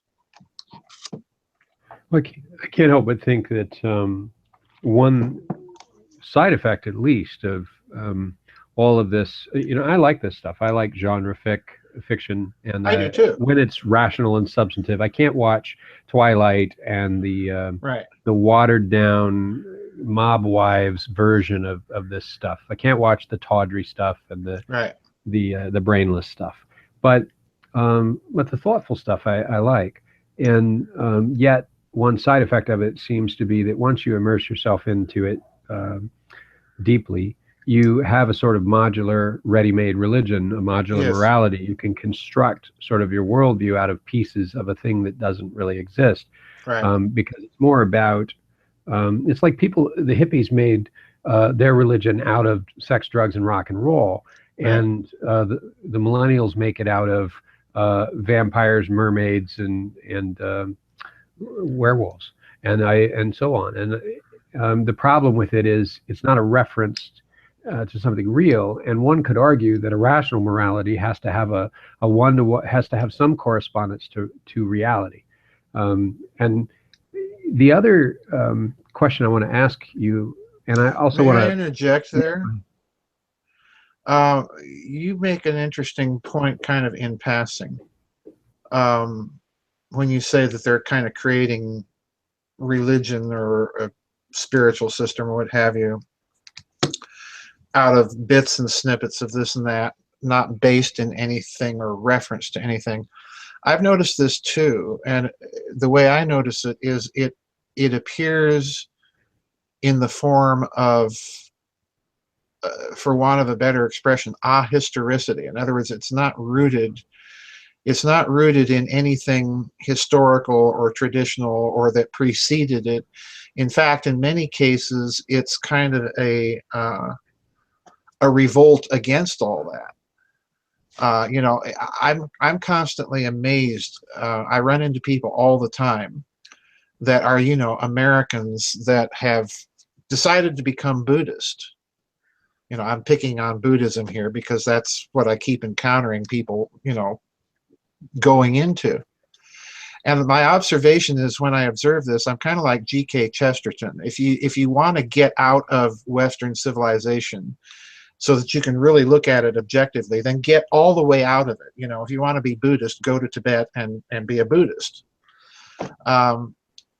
But what amazes me is that you have a whole group of people that, rather than make the intellectual effort to understand the evolution and historical development of this culture, decide that they're going to pick something foreign to it and then study that and try and practice it in an environment that is culturally not even the same thing. So to me, this is what I see over and over again, is this kind of revolt against one's own historical culture, picking little snippets of this and that, so that you end up with something, totally subjective and make-believe. Anyway, that's my little comment. Go back to it. Well, Sorry to interrupt, but I agree with it. Syncretism is the name for it, and that syncretism impulse, and the ahistorical impulse, as somebody who studied history, bothers me. Because it's like someone flipping on. They've just discovered jazz. They say, I don't like jazz, and then they hear something on the elevator and they say, what is this? And somebody else says, that's jazz, and you're thinking, no, it isn't. And they go, I like jazz, I'm a jazz fan. And I'm like, you are not a jazz fan. Like who's Thelonious Monk? And they go, I don't know, but I like jazz. I'm like, no. No. That's like saying, if they can't pass the Monk Brubeck test, that's right. they don't know jazz. That's right. Give me some Johnny Walker. And that syncretistic impulse is the problem with it is it lacks the moral commitment to follow through, to be accountable for the thing you say you believe, which is what history does. It says you're part of something. So it lets you kind of accrue a kind of credibility. And I think it's an extension of the magic worldview, because if you look closely at this modular morality that comes out of animism, it is all about personal power. And where Right. you see it on TV, I'm getting so sick of millennials saving the universe. It's like the story of aliens invading from another world, and one teen who has Yes. special abilities inherited from his grandfather, who did all the freaking work and study, Right. finds his power and saves the planet, or a group of teens are our only hope. And I'm Yep. like, first off, if anybody saves the planet, it's not going to be the guy that can't get out of his phone. And so, I'm sorry, but it's not going to be him. It's going to be somebody whose head's up paying attention. Don't hold back, Daniel. He's not going to be able to download an app and go, that was close. It's going to be a freaking adult. Let's be realistic. Right. And we're not producing many adults anymore, which is No, we're a not. whole other show that I would like to have sometime, because Sure. I believe the definition of adult has radically shifted. And we're Listen, you're a onto something permanent there again. adolescence. You are onto something there. Hey, I'm 200% foursquare behind that statement. Oh, wow. Well, Dr. Farrell, it could just be that we're grouchy old white men of a certain age. We are grouchy old white men of a This is certain what age. happens if you're 50 or plus, you're white, We're you like are the a Muppet male. puppets. We're the grouchy old men in the back of the theater. Like, damn it, get off my evergreens, you darn kids, Put away the damn cell phone, clicky clackety. And you're in the back. Pretty soon we'll be drooling over ourselves in the back of empty theaters, and the movie's long gone, and give each other a high five across the room. When does it start? Anyway, Yeah, that was a great movie. It's like, I'm sorry. It was gone long ago. No, I'm sorry for interrupting you, but yeah, No, you were I totally agree on that one. But the personal power aspect of it underlies that, and it's power without accountability, because Right. you always have, in fiction studies, you always have these stock characters. You have the grizzled old, we have the Dr. Farrell character. There's always a Dr. Farrell character. I'm the young, bulked up, Slade, the vampire killer, but I didn't go to college, so I'm going to go consult the grizzled old man who will be dead in the next scene, but will impart to me the wisdom and knowledge from some esoteric text that he spent 40 years studying, which time I don't have because I'm getting the girls. And that will give me the key to defeating the evil in the end. And sorry we had to sacrifice you, old white man, but that's what happens. And there's no investment in the learning, no time to build up the skills. And you learn to fence. And notice something else. There's not even a payment or donation to the grizzled old guy that studied the text. Speaking of which, we just want free advice and off we go, Speaking of which, if you're enjoying this show, a helpful donation in the members area would be nice to help cover our costs. Thank you, please, folks. We're kind of hurting on the website, and also my oh my God, research budget. You have no idea. And the hosting fees have gone astronomical. Somebody sent me a suggestion. They're like, "What about this place? They're cheap." And I'm like, for the amount of hosting we require for this thing, they're 5 times more expensive. But we're hosting it on the cheap.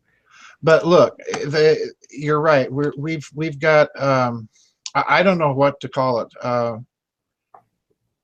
I think a lot of it is coming out of Antonio Gramsci. This idea that we break down all tradition, and one of the things that has been broken down in this cultural Marxist assault, and you can kind of see him even hinting at this in his writings if you really get deeply into his writings, and this is the whole idea of adulthood, responsibility.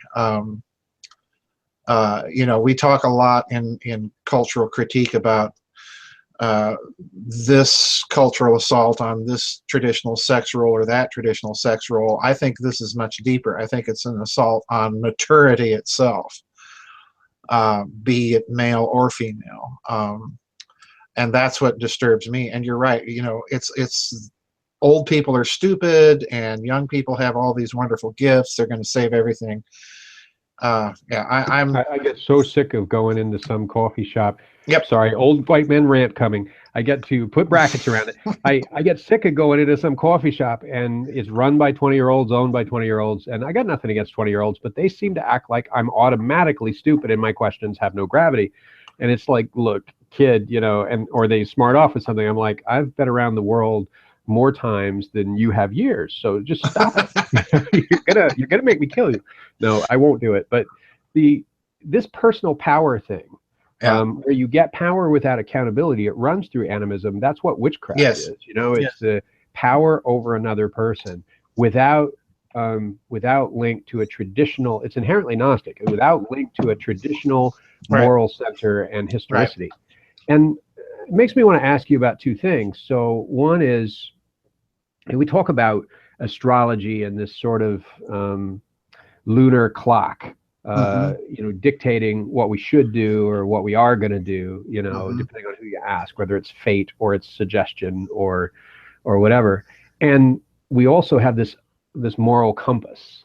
Mm-hmm. And it seems to me that there's an inherent disparity between a worldview that says that we're surrounded by external forces, external magical tides that tell Exactly. us what we should be doing, and having an internal moral compass that, if you will, is Mm-hmm. the internal tide where we are that moon, that sun, that thing that should determine our fate and destiny. We are the source of it, and that with we are capable of going off orbit. That there's even Right. something beyond ourselves, but we're the source of, or that we should have within us a moral compass and not look to the lunar clock. And at the same time, you say that, and you're caught in the conundrum of the fact that, well, the lunar clock is doing something. Right. And this reminds me, it makes me think of another conundrum, which always comes up, is triggered by what you said earlier.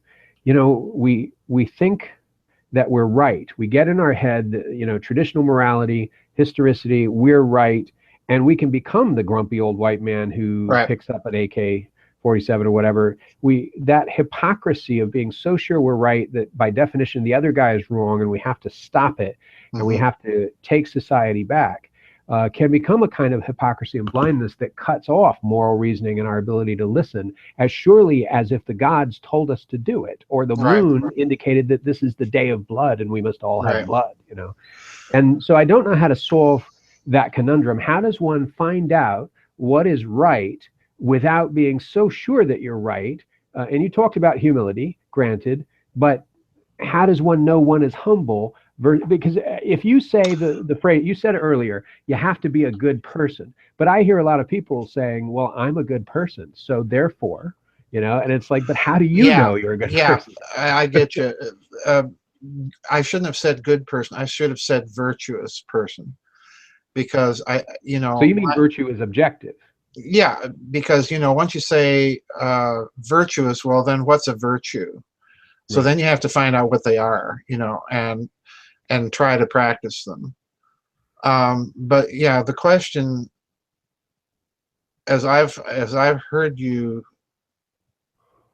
or as I'm in understanding you asking it, is how do you balance the natural influences of and forces of the moon and so on, the astrology, the physical alignment, with an interior responsibility. And I go back all the time to the distinction of person and nature. You know this.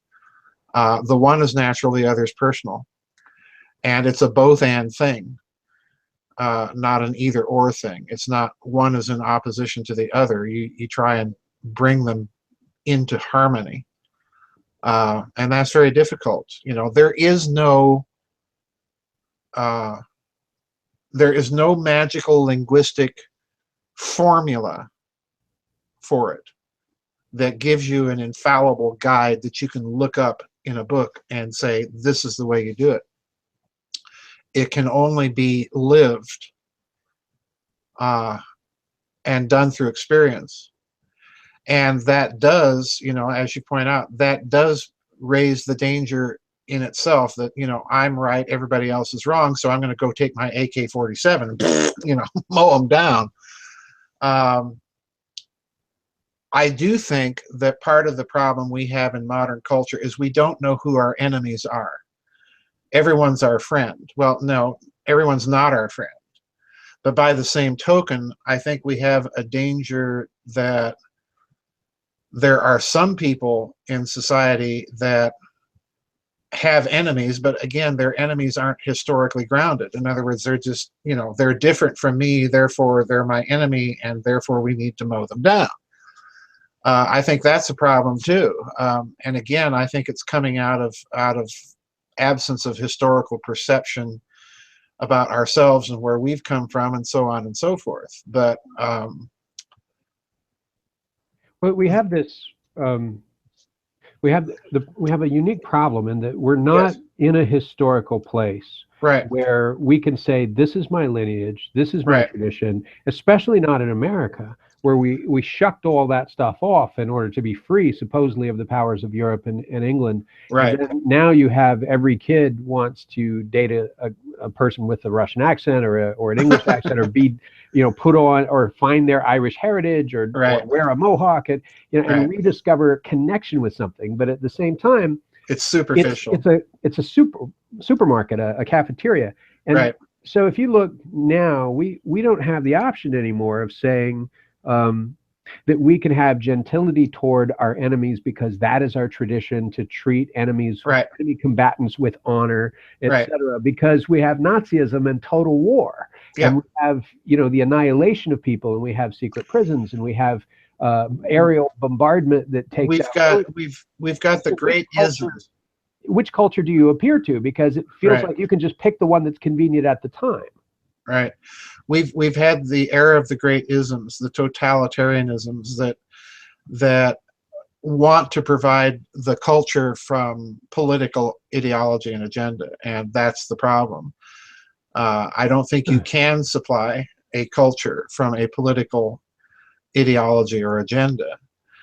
And I think that is the fatal flaw. I think you put your finger on it. I think that's the fatal flaw in the American Constitution. The founding fathers were trying to approach things entirely politically. The reason they could was they were basically all upper crust, middle to upper crust Englishmen, and that's the way they thought.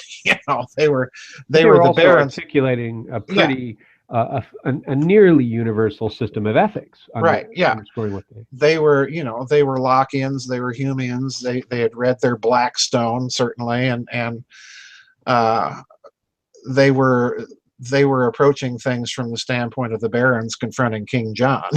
know? Right. Otherwise, the whole thing doesn't make much sense. Yeah. But in the process of dealing with this, they unleashed, as you say, they unleashed the demons, because uh, their action was interpreted as a revolt of all tradition against all European tradition and culture, which it wasn't, but that's the way it's been interpreted now. I certainly got that treatment in elementary school. So yeah, here we are in 21st century America, and we're watching television series after television series about vampires, zombies, personal entitlement, and teenagers still living with mom and dad, saving the world, going off to find wisdom from the old professor, and then not paying them for it. So yeah, it's totally nuts. Totally nuts. I I can't I can't help but wish. Um, yeah, I wish we'd bring back the Magna Carta, but I can't help but wish that we had a centrist social movement that was based on something other than pure politics. Because, Yes, and we don't agreed. talk about Totally American agreed. politics in this show in any detail, but I will say that I find it hard to identify with either camp when either camp has no art, for instance, or no Bingo. history. Because if a Bingo. person says to me, I believe in this because this is right, this is what freedom is, you shouldn't do X. I could be listening to a left winger or a right winger. But the deciding factor with me is going to be, is the context from which they're coming, based on something holistic. Where do they I want to know what music do they like? Do they like music? Is their whole culture around sitting around watching Mob Wives and Shopping Channel and eating bags of Doritos and dying that way? Or do they care about anything? Because if you don't care Right. about anything, Right. you're not invested in something passionately, and you don't care about anything that's shared with other human beings, then I Right. don't trust your ethical system, even if it agrees with mine. You agree with me by accident, not because we really Not agree. because You you agree have with me for the anything wrong in reason. principle. Right. That's right. And so I I wanted to say that, I've kind of come to a new conclusion, which is that I kind of wish I'm gonna just take a slight risk and say I wish we had a centrist social movement in the culture that, at the same time, repudiated pure homogeneity. We don't all have to look alike, smell alike, wear the same clothes, be the same sexual orientation, whatever. But also reputed sort of the supremacy of the nihilist that says anything goes, you can do whatever you want, and there's no consequence for that. Right. So live and let live. I wish there was a cultural movement that could judge without being bigoted, that could say Right. that there's value in academic knowledge, that there's value in European cultural tradition. We don't hate everything European, or we just ask our party this year whether do we hate Europe or not. What's the word this year? What's our talking point? Is it popular to like Russia or hate Russia right now? I forgot. What about the Ukraine? Should love them or hate them? I need to ask my congressman. Instead of that stuff, we have something that lasts, that values the thing that can be valued, that is exquisite. There's Right. excellent and exquisite things all over the place. And instead of replacing that stuff with generic bass rips, thump, thump, thump, thump, thump, thump, Right. that stuff that goes down the street, and grinding and calling Yes. that dancing. And I have news. Salsa is dancing. Grinding and twerking is not dancing. It's Well, not. I agree. No argument. Listen, you know what I know think of, how you feel with your abject embrace of all things that are tween, Dr. Farrell, and your fanship of Miley Cyrus. I know, oh, please stop. No, but look, you know how I feel about the people driving down the street with boom, boom, boom, boom, boom, the jungle music going on. And as you say, grinding and all of this stuff, that's not dancing. I agree. but in the same Jerking way, your body SAT around. scores and honor roll are not Yeah. intelligence, and they're Yeah. not learning. Yeah. And so it seems to me that just the reason we don't have a centrist social movement out of which a political impulse could come, it's really Right. a social and cultural movement that would Right. be centrist. A centrist wouldn't be purely political. That This the is reason why, we don't Daniel, have it is this you inability are to distinctions. you are articulating all the reasons why I keep telling people our problem is not political, it's cultural, and it's cultural because it's spiritual. Can't have one without the other. I have spirits. I do. Yeah, we know that you're, yes, but no, I keep telling people own the culture, and this is what I mean by it. Go out and learn how to salsa dance or ballroom dance. Learn the tango. Learn if you're going to say you like to dance, dance rather than get on a floor and twerk If you're your going to say body you around. want to protect American culture, read a few American novelists. Yeah, exactly. Not American culture is that not they're that only Smith good, and but Wesson. go ahead and read them anyway. Anyway, Yeah, there's but the other thing you're saying is we need a centrist cultural movement. I couldn't agree more strongly with that, because we don't even have people. You want to say I want people that have some art, but my problem is even more fundamental, Daniel. We don't even know the difference between high art, popular art. We've lost in this American tendency to level the hierarchies of value in things. We've lost all perception that there's any distinction in any of the arts between a high tradition and a popular tradition. I like popular music, but I know that it's different from a high tradition.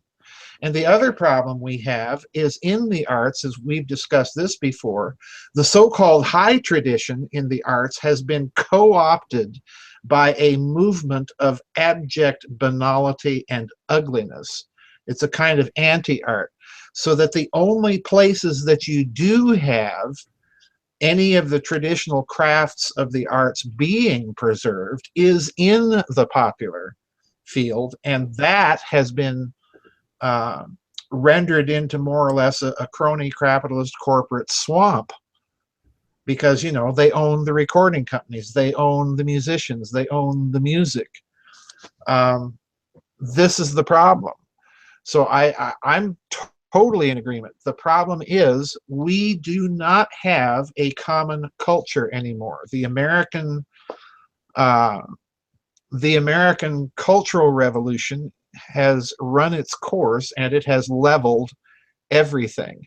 And I hate to say it, folks, until we admit that it's been a cultural failure, we're not going to get anywhere politically. That's the problem. But I think a lot of people think that, but what I hear is always a blaming of them, that we, not from you, but I mean that people say we don't have a common culture. Those people X, Y, and Z, and I always think the best thing you can do for our common culture is read a book, go to a symphony, learn something that you didn't know about a historical period. That it's not Yep. because I see lots of guys that are ignorant as they're ignorant, and they're sure that we should have this common American culture. And I ask them to define it, and they can't. And I ask them to give me an example of it, and they can't. And I ask them what they mean, and they say nobody's going to take my gun. And I'm like, that's it. That's the entirety of this is the culmination of Western civilization for 2,000 the years. Second Amendment. They can't have my Glock. The Second Amendment only came about because of the First Amendment. You gotta, there is a whole tradition here, and so the problem with it is that correction starts at home. It starts with ourselves, and Yep. I would rather spend an hour knee deep in a book than I would fixing somebody else's ignorance. And this lack of distinctions that you hit on way back in your theological books, for me, it's been the single cultural meme, because Yep. When I ask people what they mean, when I ask people to explain what they're trying to get at, why something's right or wrong, whether a thing being right means the other guy is necessarily wrong, what they invariably do is blur distinctions in a way that logic doesn't support. And I think that you can have a conversation with anybody if they are committed to having integrity and honesty about distinctions when they come up. That's what I liked about earlier conservative commentators in the 70s. Let me tell you something, that since we're talking about the monsters and culture and lack of distinctions and leveling of hierarchies and so on. As you know, I'm a big fan of the Bachs, Johann Sebastian, Carl Philipp particularly. And for particular reasons, I'm a fan of their music. They influenced so much down to our own day that it's not funny. And I've been thinking, in terms of our culture being overrun by people that represent a different culture. And I fear that we're going to lose it all because, as I said earlier, we don't know who our enemies are. And I'm not saying that we go out and kill people or round them up and put them in camps or any of this fascist nonsense. But we're doing this because we've lost our own sense of culture and identity, so that everybody's our friend and nobody's our enemy. And to me, what started me thinking all of this, Daniel, was I went online 2 weeks ago and started looking at pipe organs. I like pipe organs. I played them earlier in my life and so on. And I ran into something that just floored me. In China, they're building these massive pipe organs in these Chinese, with Chinese architecture and decoration and everything. They're building these massive pipe organs in these auditoriums and so on, because the Chinese are intensely curious about the instrument. And I got to thinking, Western culture might have to be preserved by people that are in a completely different culture, because we're in danger of losing. And all of that may actually export itself in a certain way. because in our American rush to distance ourselves from all previous history and tradition and to level everything and say that everybody's special, we're going to save the world in our ignorance. We have really become not the leaders of Western culture, but the leaders of the suicide of Western culture. That's what I see the United States and its current role as. And it may have to be preserved, if it's preserved at all, in snippets and places elsewhere and by other cultures. You know, in Iran, recently they had that terrorist attack in Iran, and what was attacked was an art museum. And I went on and I looked up this museum in Tehran, this art museum, and I was stunned at what I was seeing. Because the art was good. It was kind of modern classical. I don't know how to describe it, but it was very good. And I also had to wonder, okay, how do you justify this art in a so-called Islamic republic? Because obviously something's going on there culturally to have that kind of appeal in a major city like that. So something's going on in the world, and we're watching snippets of Western culture now being picked up in other cultures as diverse as Chinese and Persian, while it's being killed here. You know, just an anecdote. I'm not trying to make some big story or lesson out of it, because I think, you know, the bottom line for me is I think we are in danger, and unless we do ourselves try to constitute ourselves as that centrist cultural thing that you're talking about. I don't want to call it a movement, because the moment you call it a movement, it becomes politicized, and that's what we don't want. But we've got to constitute ourselves as that centrist cultural thing. Otherwise, we're in danger of losing it all. I really do think that we are in danger of losing it all. Well, I think I agree with that, and I think the word is civilization. We're a centrist cultural civilization, because, you know, as I look at what radical Islam is doing, it's a radical simplification of Islam culture. Yes, it is. Let's reduce it down to a few sets of rules, Yep. and you know, it's obliterating its own monuments. It's obliterating its own cultural diversity. But in essence, many of us are reproducing that here on the extreme wings of U.S. culture, whether left or right. Yes. We're saying that there should only be one kind of person, and the whole preservation of richness and nuance only really happens at the center.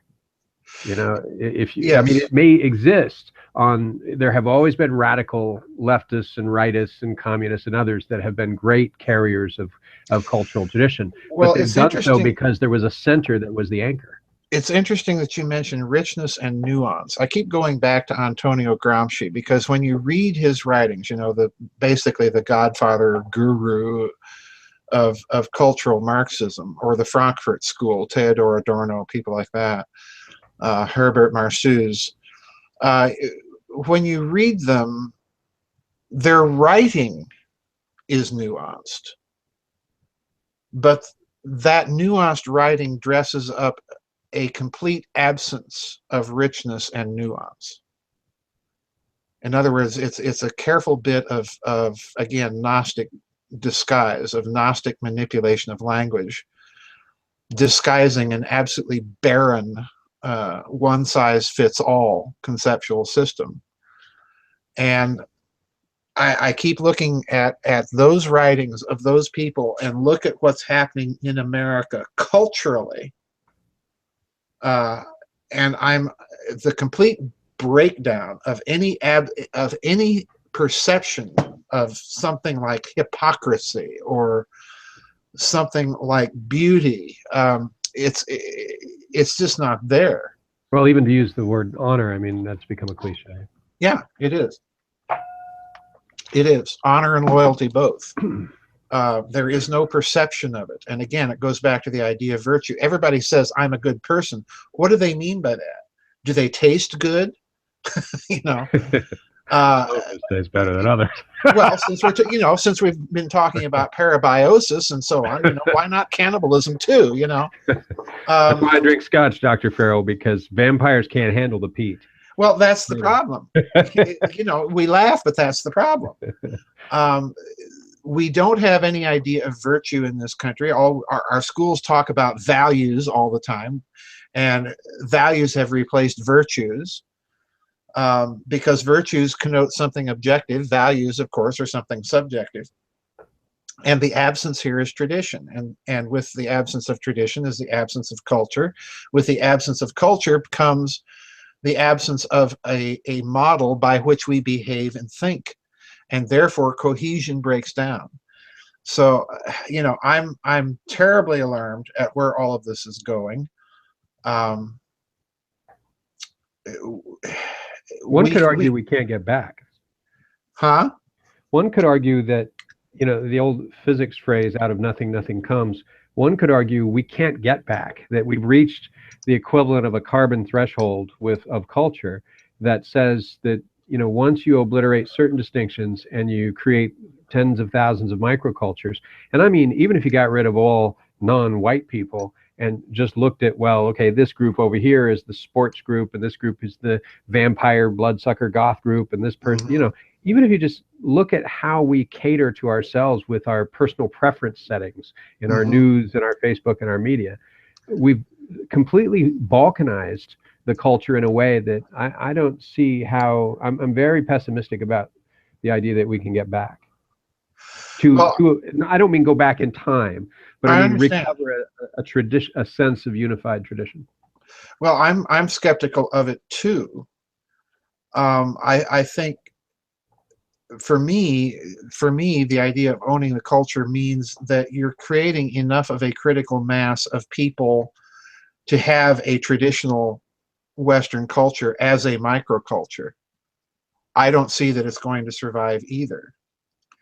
But if it's completely lost, if there's not even a microculture, if all we have are the snowflakes and the Antonio Gramsci's of the world ordering things, the Dark Ages that's going to result, you thought the Middle Ages were the Dark Ages? No, you ain't seen nothing yet.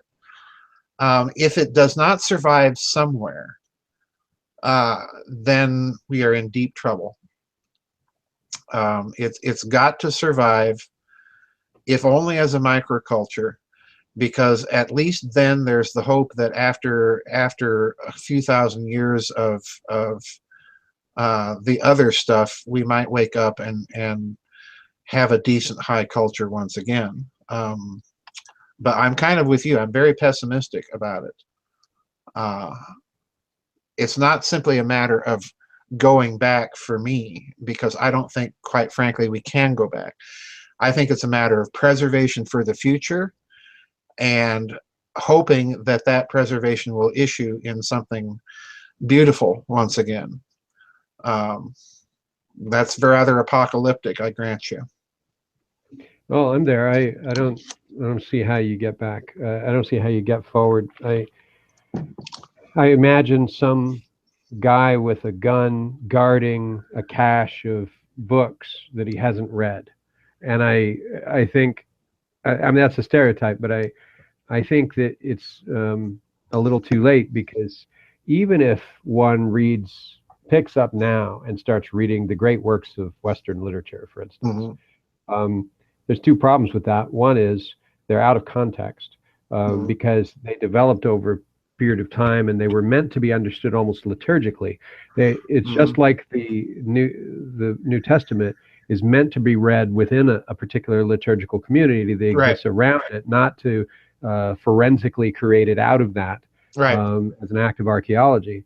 In the same way, when you're reading a great work of American or European literature, it's meant to be understood within that Europe or that America, which isn't there anymore.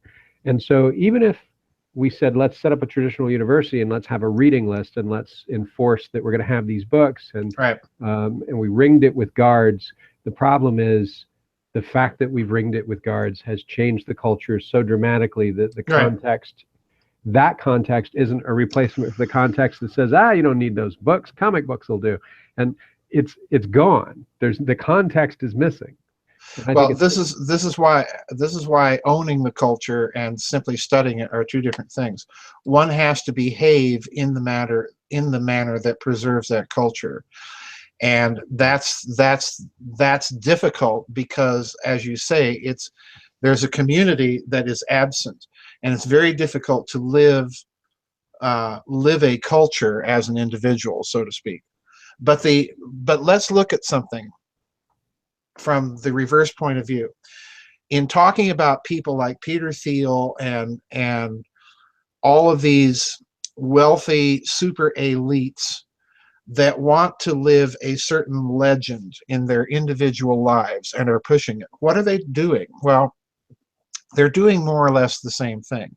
They're living a particular culture as individuals and trying to recruit other people to that cause. And that, I think, is really what owning the culture means. You have to know it, and then you have to live it as far as you are able in your personal life. And then, hopefully, attract others to that cause in the process. But I guarantee you, something is going to happen. We don't see it now. It will happen long after we're stone cold dead in our graves.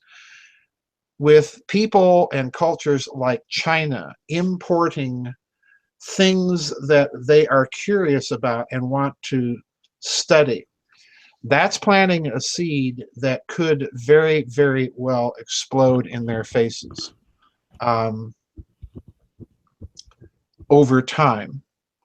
I strongly suspect it will. It won't happen immediately, but I strongly suspect it will inevitably. So, Western culture, or the things that you and I call Western culture, may actually emigrate elsewhere and fuse themselves with something entirely different. And that's always a possibility. It may be that Western culture is dying here, but slowly it's picked up somewhere else and is going to leaven another culture in a very different way than we expect right now. I don't know.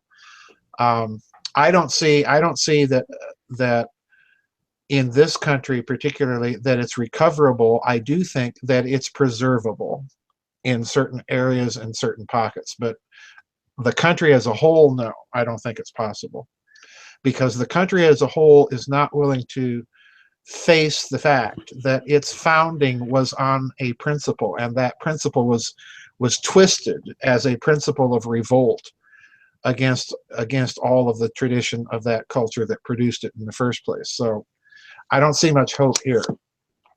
It's difficult because we have the emotional aspects too, the dislike of people that we don't agree with and so on, and you don't want to be around them or don't want to get dirty. We're all sort of polarized and living in our own little bubble, because you can go home and just sort of stay on your couch. I wonder about, so I'll ask you my last question about the moon. And that is, there's that phrase from Ecclesiastes. I'll probably misquote it, but there's a time for everything under heaven, a time to plow and a time to reap, a time to, right, and so on, and a time to give birth. And it suggests something very ancient, that traditional cultures, an actual civilization, knew that there was a time to do things, not just because they looked up at the stars and the gods want you to do it now. This is the time to plant. So what would be funny about that is if the gods asked you to plant beans in midwinter. It would sort of be, well, is that really going to work? Fortunately, the gods never asked you to do that, right? So in the end, whether you superimposed a magic layer over it, or you were just a farmer and didn't care about that, and you knew that you don't plant beans in midwinter, and you planted your stuff in the right season, and or you knew when the safest time to give birth was because to plant a child because um, of the maximum the possible survival rate. It suggests that we order our life according to a shared common wisdom, that there is a time to do certain things. Right. I wonder I wonder how one distinguishes between that and magic and sort of the direction that science seems to have gone, which is to decentralize that wisdom to be not part of tradition and not part of a shared culture, but whatever the latest study just came out on that I heard about yesterday on NPR, which will be replaced by another study tomorrow, one that says Right. milk is good, the next one says milk is bad, the next one says that we're not even sure milk is milk, and then and you know and on and on. It seems to be that um, we're we're missing something that, having spent some time in a rural agrarian environment, people just knew, hey, this is the time we go out and plant tomatoes. Well, how do you know? It's just time we've always gone out and planted tomatoes. This is the way Tomatoes. we Right. do it, so they come out right.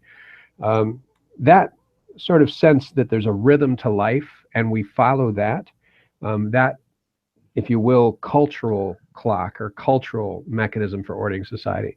That seems to have gone along with studying the phases of the moon, or Right. and the analog culture that you're talking about. How does one get that back? Because you don't get that back out of just reading Shakespeare and Milton. Oh, wow. I don't know that it can be got back, but I think there are certain cautions that you can. There's certain precautions you can take in your own life that will protect you from. I don't even know what the word is for it. From having to respond or live your life under the constant threat of a scientific study overturning the previous paradigm. When I grew up, saccharin first came on the market as an artificial sweetener. So everybody started using saccharin, and then within 3 or 4 years, we had all of the studies. Oh, saccharin causes cancer, and mice don't use saccharin. Then it was cholesterol. Don't have eggs. We've been subjected to a constant bombardment since the 70s or so. This food is bad. That food is bad. This thing is bad.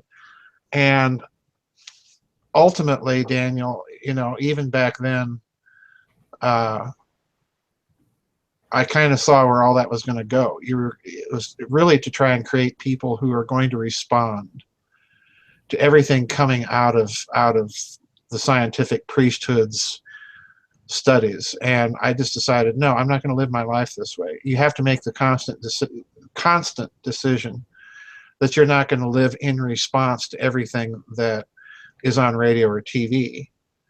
I don't even watch TV. I don't watch TV news. I don't listen to talk radio. I just, I've cut it out because all they want to do is to get you to respond to something. So that's the first thing. The second thing is, how do you restore some awareness of natural rhythms in life? And I wish I had the answer to that.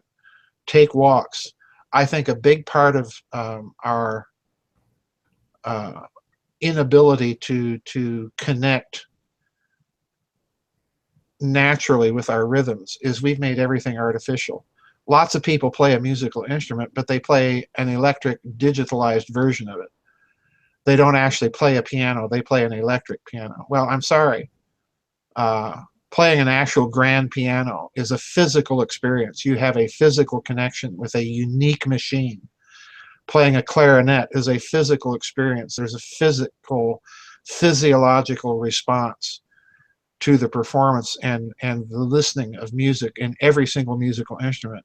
Learn a musical instrument, but learn one that's an actual musical instrument, not a digitized artificial creation, because it will put you back in touch with the natural rhythms of your own body.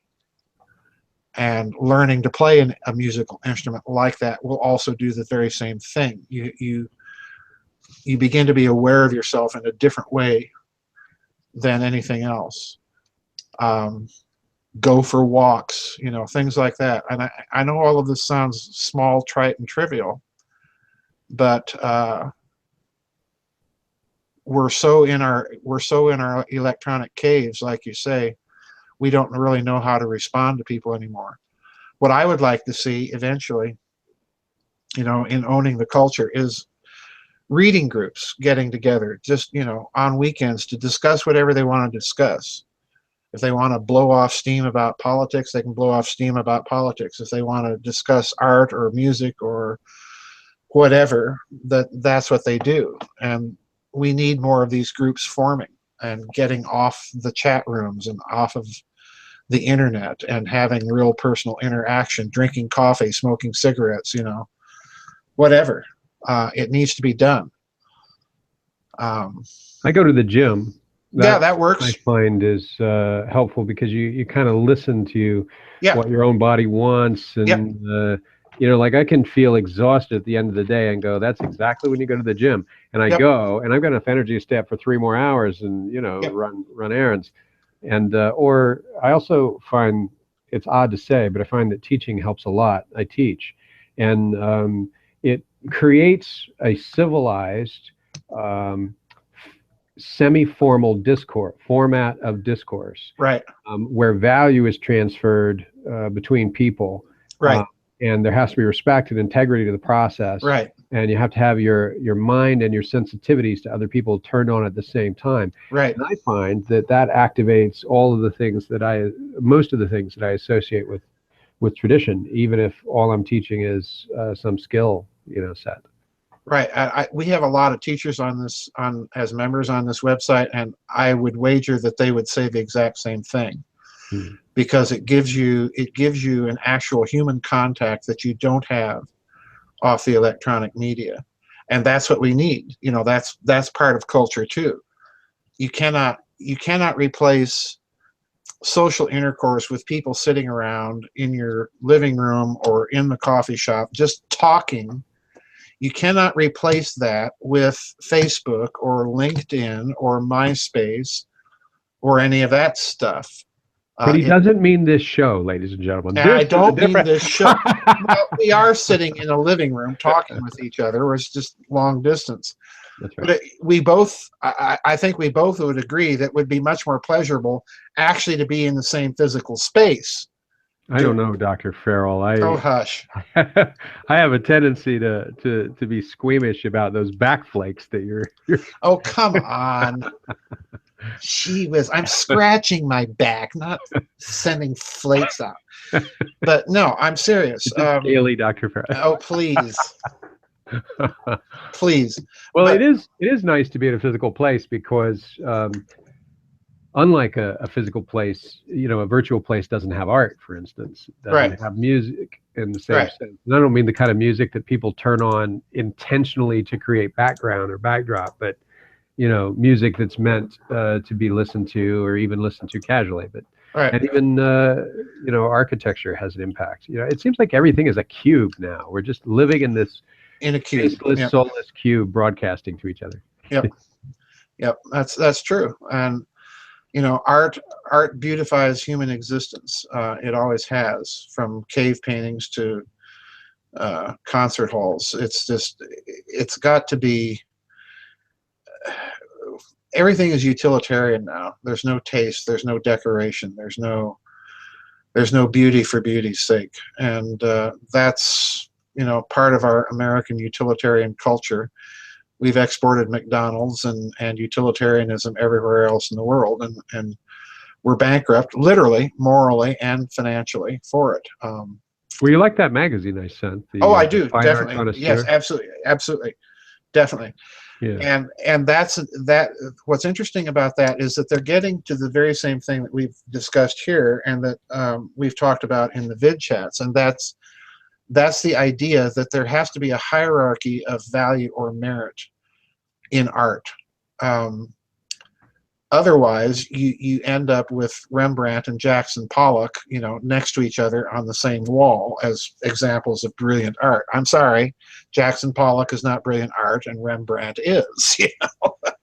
Or even Norman Rockwell, I would put above above Jackson Pollock, but You remember those carnival things where you paid your quarter and you squeezed the paint while the thing turned around and yes, I it do. made your, yeah. Yes, yeah, that's Jackson Pollock. I'm Oh my sorry, goodness.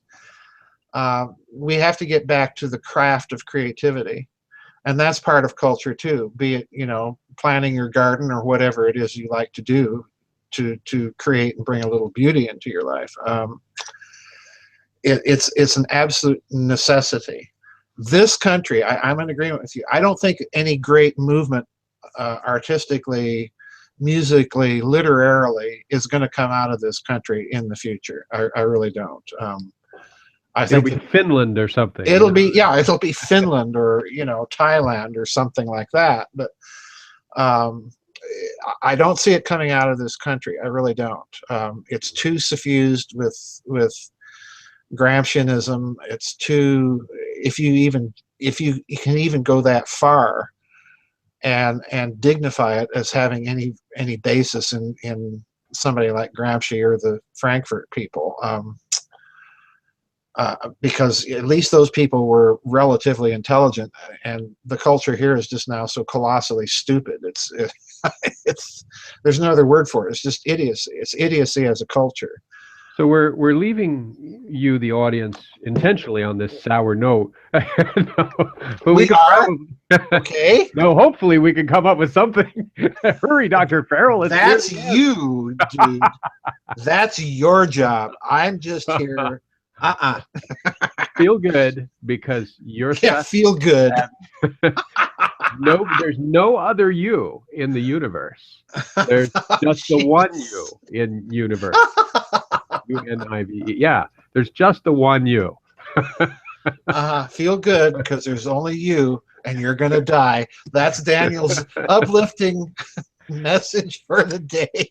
No, we're Fear not not. going to die. We're just going to live in a cultural backwater, like, Rio Linda, California. We're going to live Oh, in a geez. cultural backwater where out of nothing, nothing comes. It'll be a swamp, a morass of, Oh, it's already there. but Trust me. we will have our phones. And, something, Dr. Farrell, that I think is positive is, so we talked about the gym and teaching and gardening and all this stuff. I think sitting down to dinner where nobody takes out their phone. Yeah, that would be good. Yeah, That just would be good. once. Well, Just listen. don't take out your phone. Listen. It's funny you mentioned that. Wait a Talking about culture again. I went over to some friends to watch a movie a couple weeks ago, and as we're sitting watching the movie, everybody's got their phone out and they're doing this. And finally, one of the people, not me, that was there watching the movie says, "Are you going to watch the movie or are you going to do that?" "Oh, I'm watching," says one person punching on the phone. I mean, we can't even do that and have an appreciation for, is this a good film? Is this a good piece of cinematic art, or is this another bad piece? Can't Why even do can't we that. just have? Why can't at the entrances to our homes and restaurants, can't there be a phone collection box? They have a coat check at Yeah, finer places. Why not have a phone check? Just, I'm yeah, sorry, sir, leave your pistol, your coat, and your cell and your phone, phone. and then you may proceed. I don't know. I don't know. I don't get it either, and it drives me nuts. And I have a smartphone. I like my phone, but I can't. It's an appliance. It's not a friend. Yeah, exactly. I've literally been in grocery lines where the cashier is talking to the customer, and the phone rings and the customer goes like this and makes everybody wait while they have their conversation, and the cashier is waiting to get his question answered, or so that she can make the it's nuts. Well, I It's had a guy nuts. run into me. So, I mean, this happens all the time. But, you're in New York and this guy's coming up the sidewalk. He's looking down on his phone. And this guy ran into me as I'm coming out of the gym and just full on. And he looked up and he goes, oh, I'm sorry, my bad. And I'm like, no kidding. Because you Yeah, can say that in New York. You don't have to sugarcoat it. Yeah, I think it's you. yeah, We yeah. agree. People, it's complete narcissism, complete self-absorption. Again, we're so totally self-consumed that we want to consume other people's blood, so that we can be Don't younger. knock it until you try it, Dr. Farrell. With that stuff you No, drink, I'm, gotta I'm be. sorry. I'm sorry. That's a decayed culture. I'm sorry. And there's no putting it back into the tube. I think a lot of it's, if you want to have the discussion on maturity and being adults, that's fine, because I think that's where a lot of this is. It's been a warfare on just about every form of tradition in our culture, but that one especially, hugely, uh, hugely so. So Well, it'll anyway, probably have to wait until the next episode. But Dr. Farrell, yes, this one has been good. yep, thank you.